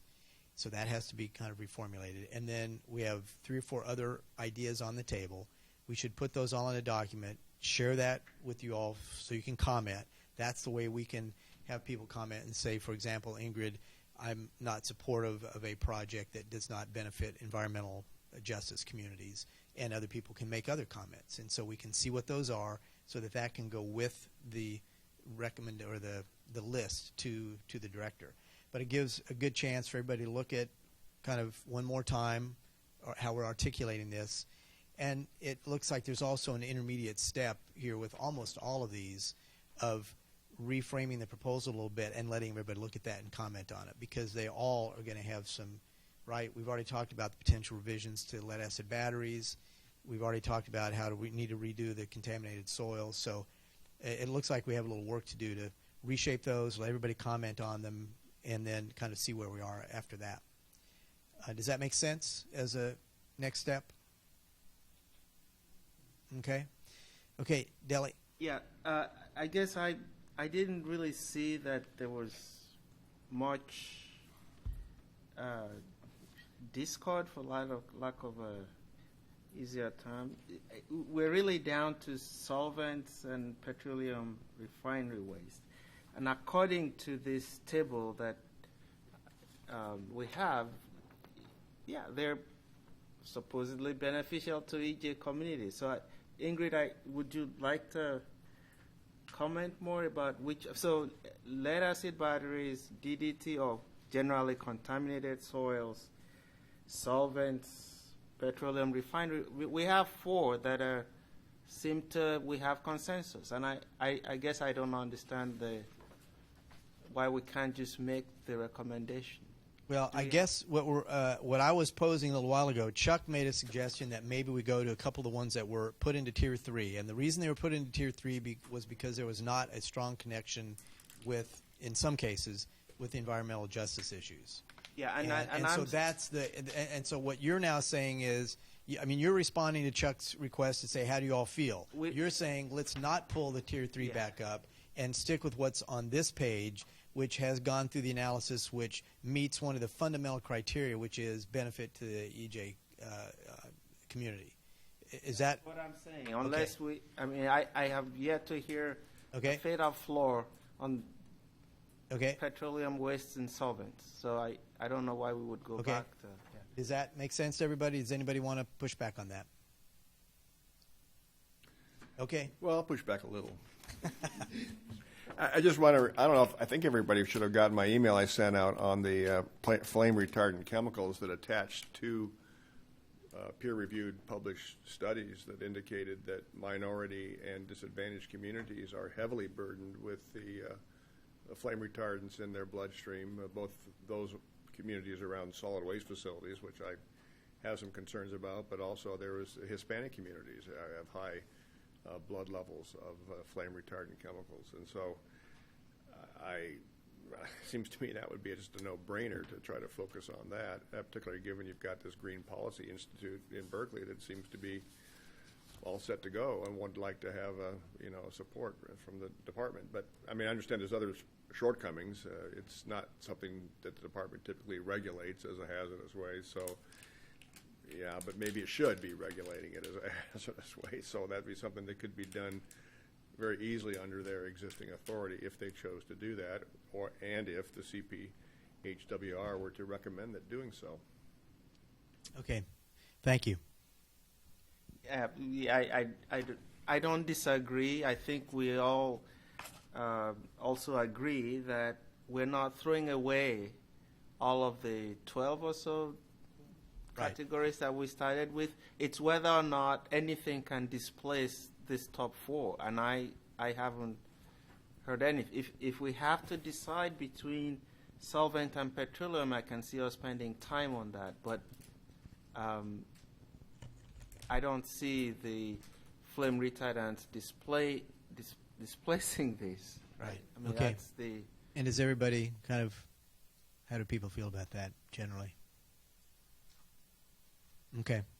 Okay, so then it sounds like our job is to start looking for some partners for some of these pilots and see if we can find some companies that would come alongside, and maybe that will dictate what the third pilot is. But we'll plan to pull together the summary of this part of the meeting. We'll have a document that kind of brings this all together, kind of as maybe consider the report, not the meeting summary, but kind of your recommendation to the director for how to proceed with pilot selection. Okay? So, hard but good discussion. Thank you all very much. Let's go. We have about a little over 20 minutes. Let's take a few minutes to look at. I think Natalie's going to walk us through this timeline, and then we'll have 5 or 10 minutes left for a couple things like Lazaro thinking about when the next meeting would be, and then also we have a couple public comments. So, Natalie. Yeah, so real quick, the draft timeline, this is based on the project ending end of June 2017, and the first thing on there is today's date with advisory committee meeting, discussion, and final recommendation. So I think we do have a preliminary final recommendation, and then, as Greg said, we'll put that out to verify. And then I hope it's pretty optimistic schedule to have the final decision on pilot projects by the director by mid-June. And then, meanwhile, we have started working on the draft work plans. That's item number 3. And one comment on that, to go back to the discussion on the lead acid battery, there's sort of we want to go forward with a work plan. So if we can incorporate your comments that you made on that project summary into the work plan, we'll try to do that. And as we go along, there's sort of we want to go forward with the work plan as our main document now. And then, so the work plans the drafts will be emailed to you, or we'll forward those to you for your comments on them. And again, we'll use your comments today on how to, make sure that we're showing you how those are incorporated or not, or, what we decided to do with that. And then the project implementation is basically July through hopefully end of March, and then start wrapping up and summarizing, writing reports. And again, it's going to be review and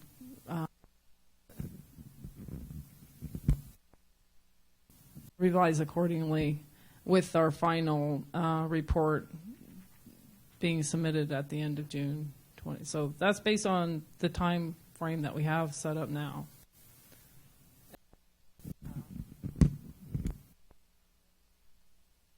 That's the faulty one. And subject to change.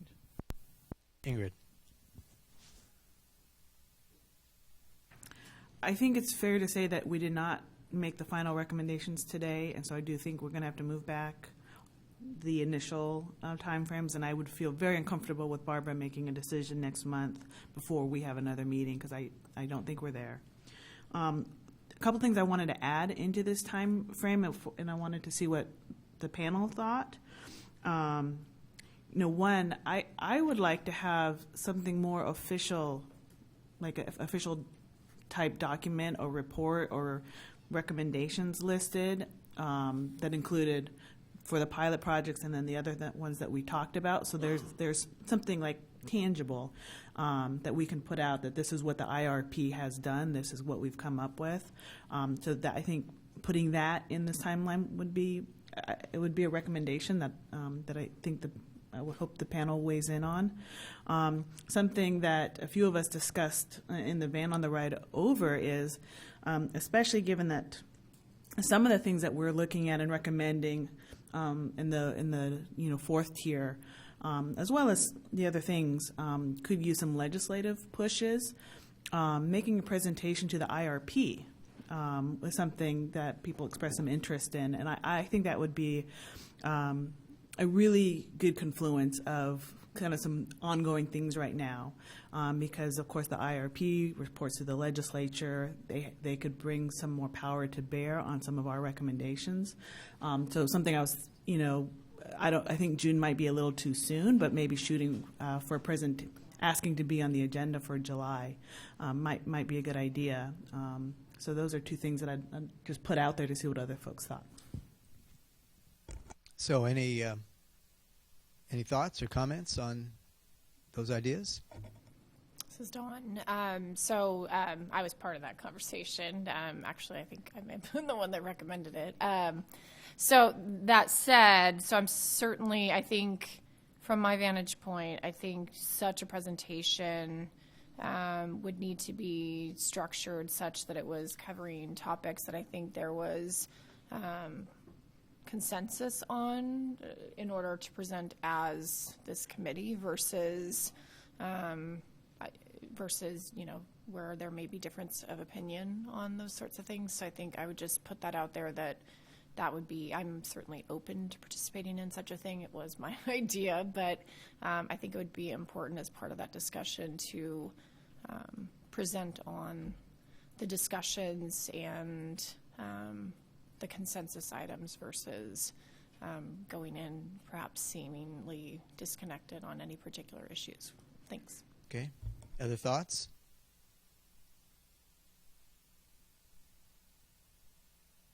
And actually, maybe I'll just add a piece of context. So as part of, the discussion, we were talking about that conversation was generated as part of the site visit we did today, just thinking about going into that site visit about what opportunities there may be to leverage funding and how we might help obtain funding for DTSC, perhaps Cal EPA as a whole, to kind of help with, perhaps purchasing equipment, those sorts of things. So I think that's important context for what I was recommending, is just to work with the IRP on those things that the committee as a whole was supportive of and agreed on, that we thought that there could be benefit and additional assistance brought to bear by the IRP as it related to hazardous waste related issues, reduction, and those sorts of things. So just a little more context. Okay, thank you. So it sounds like if something's presented to the IRP, it should be something that comes from the whole committee and that is drafted and that people can look at and comment on ahead of time. That's what you're suggesting, yes? Okay, very good. Any other thoughts? Okay, well, we have quite a action item list. I know Lazaro got all of them, and so we'll make sure, though, we start feeding back some information. And remember, if you have more thoughts on how you'd like to see a lead-acid battery proposal proceed, you need to get those thoughts in right away as the thinking for how to fill that out is going on. But we'll definitely get a summary document out to you soon also about kind of where we're going from here. And I'm not going to go through all the rest of the action items. We've summarized some of them already. But obviously there's a lot of work to do over the next month till we have the next meeting. Lazaro, before we do public comments, do you want to talk a little bit about what you're anticipating for the next meeting time frame?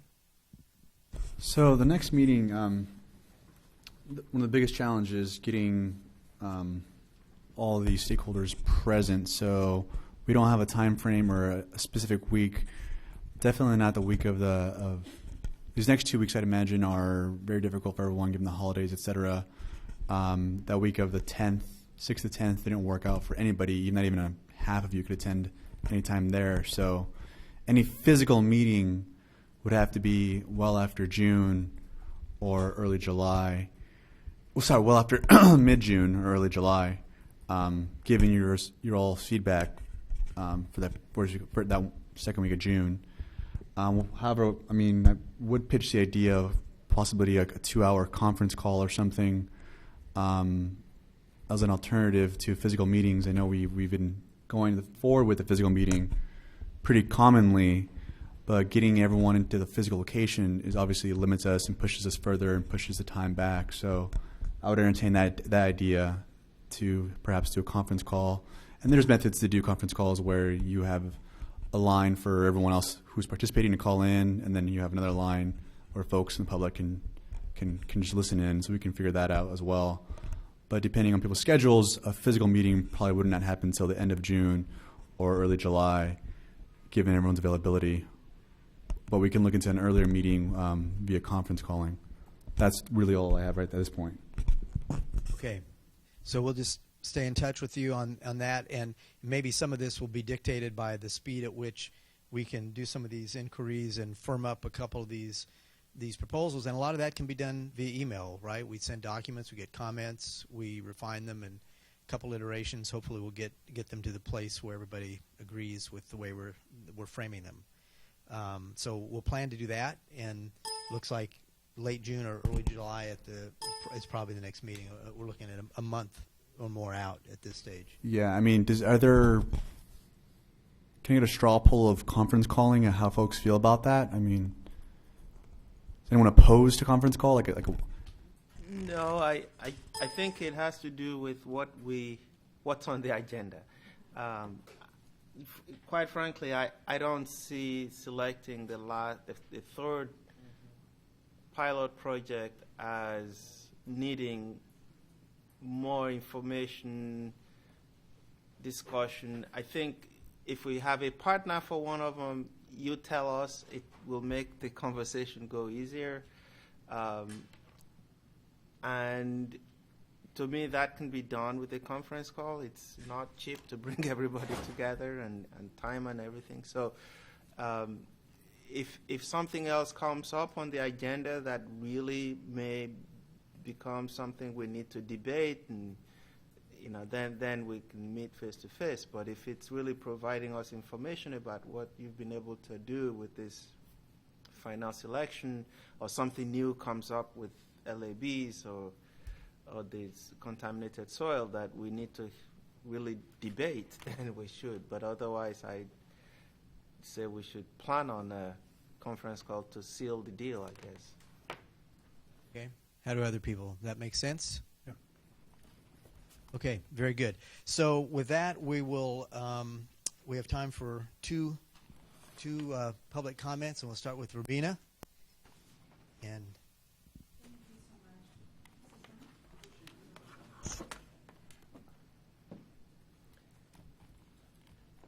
Thank you so much. Thank you for allowing me to tour today and to participate and be here to hear your thoughtful and respectful comments. And also thank you for your time commitment to serve on this committee. I know it's challenging for a lot of people, and it's great to know that you're here doing that. I have no financial interest in whomever you may choose to work with the technology on any of these sites that you finally do select. But my hope is that the current protocols that are in place with DTSC and with our regulatory agencies that allow contaminated sites to be moved onto landfills in environmental justice communities no longer continue. And my heart goes out and is broken for communities like Wildemar that are suffering so deeply, and others who want to find a solution.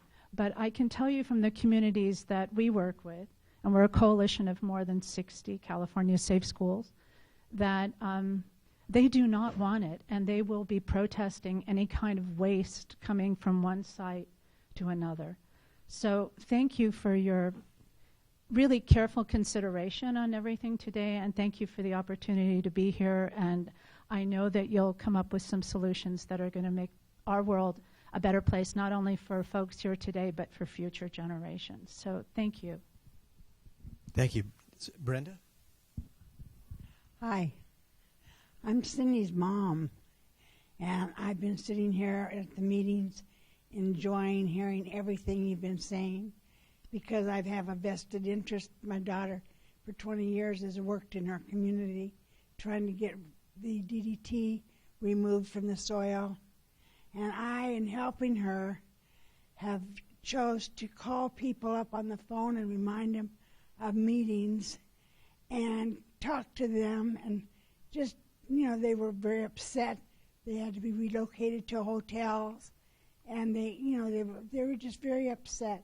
So I made it my point to call, tell them they're loved, and tell them we're doing the best we can for them, and that made them feel better.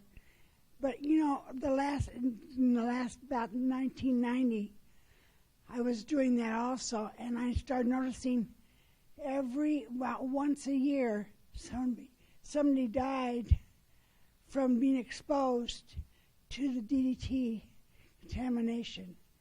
When I got up to 10 people that died, and also 2 children that were born with problems in their lower sections. They were supposed to be boys and they were girls. Anyway, it was just a terrible thing for the family to go through. And I have watched Cindy just be so sad over this, and I've tried to comfort her and help her because she's such a wonderful girl. She helps me. She takes care of me. She's just, I don't have to go into a home because she's given me her home to live at with my son-in-law. My son-in-law has been infected with DDT from trying to make his house nice where he lived in Torrance, and he got in that DDT soil and he got contaminated himself, and now he's got where they say he might only have a year or 2 to live. He's about 65 years old, and he's still working on it, trying to give us a home and keep us safe. But it's sad to see. And I just wanted you all to know that I listened to that other lady that said she was in the community and she was so full of problems because of the contamination. And it's all so true because I watched the kids with the rashes. I watched the mothers crying because they can't do anything about it. I watched Cindy be able to open up the first medical clinic for people to be seen, which was a milestone. Now I'm watching her get a park started in our community, a park for the children to play in, a park for the mothers to walk, and the families to walk in and enjoy. And it's like a movie. It's like I give my daughter a lot of credit, as I do other people that work with her, but she's deeply, deeply invested in her community. And the reason it's so important to her about the DDT dirt is because these people that I've watched and heard get cancer and die from contamination, different reasons and stuff, they wanted a home to live in, to be happy in, to raise their children in, to just like we all have that dream. And their dream was quickly spoiled because they were told by the EPA that they were safe to be in their homes and the dirt was okay and everything, even when it was proven that it wasn't. But, to talk to these people and to see them and to have them say, what are they going to do to help us? What can be done? Because my son is dying and I can't breathe, and it's just very sad. So as far as the soil getting cleaned is really something that I think is important. I'm closing my eyes because I'm trying to picture everything that I've seen in the last 20 years working with Cindy in the neighborhood. And it's sad. It's sad to see. And I think that soil being cleaned and people having a house to live in without worrying about breathing or their children getting sick or getting cancers would be the most wonderful thing, even if it's 10, 20, 30, 40, 50, 60, whatever people that are saved. That is something important, and you can't put a price on people's lives. So, I've been watching you guys, listening to you guys all this time. It was interesting to me, but then I think, wow, when's it ever going to stop? And who knows that? I don't know that. But I just know that there's people like Cindy and Robina and you and your people that you work with that are trying their best to give us nice homes and where we can live and be happy and raise our children. And I only hope this will go forward and that you will place an importance on the soil cleanup, because I've seen this all happen in Cindy's community. The soil is never cleaned up. It's just tossed over, and houses are built, and people continue to get sick. And, I thought maybe I'd cry if I talked about it. But, it's nothing to cry about. I'm 75 years old, and I got my own little problems, but they're not I don't think they're from living in contamination. But I want to thank you all for being so thoughtful and caring and wanting to help and wanting to see a different life for us all. And I thank you for allowing me to stay here and watch you, because you're all so very special. And I thank you so much. Thank you. Thank you very much. Okay, I think that brings this meeting to a close. Thank you all for taking your day to do this. A long day for many people, and we'll be in touch with all the follow-up activities we've talked about. Thank you.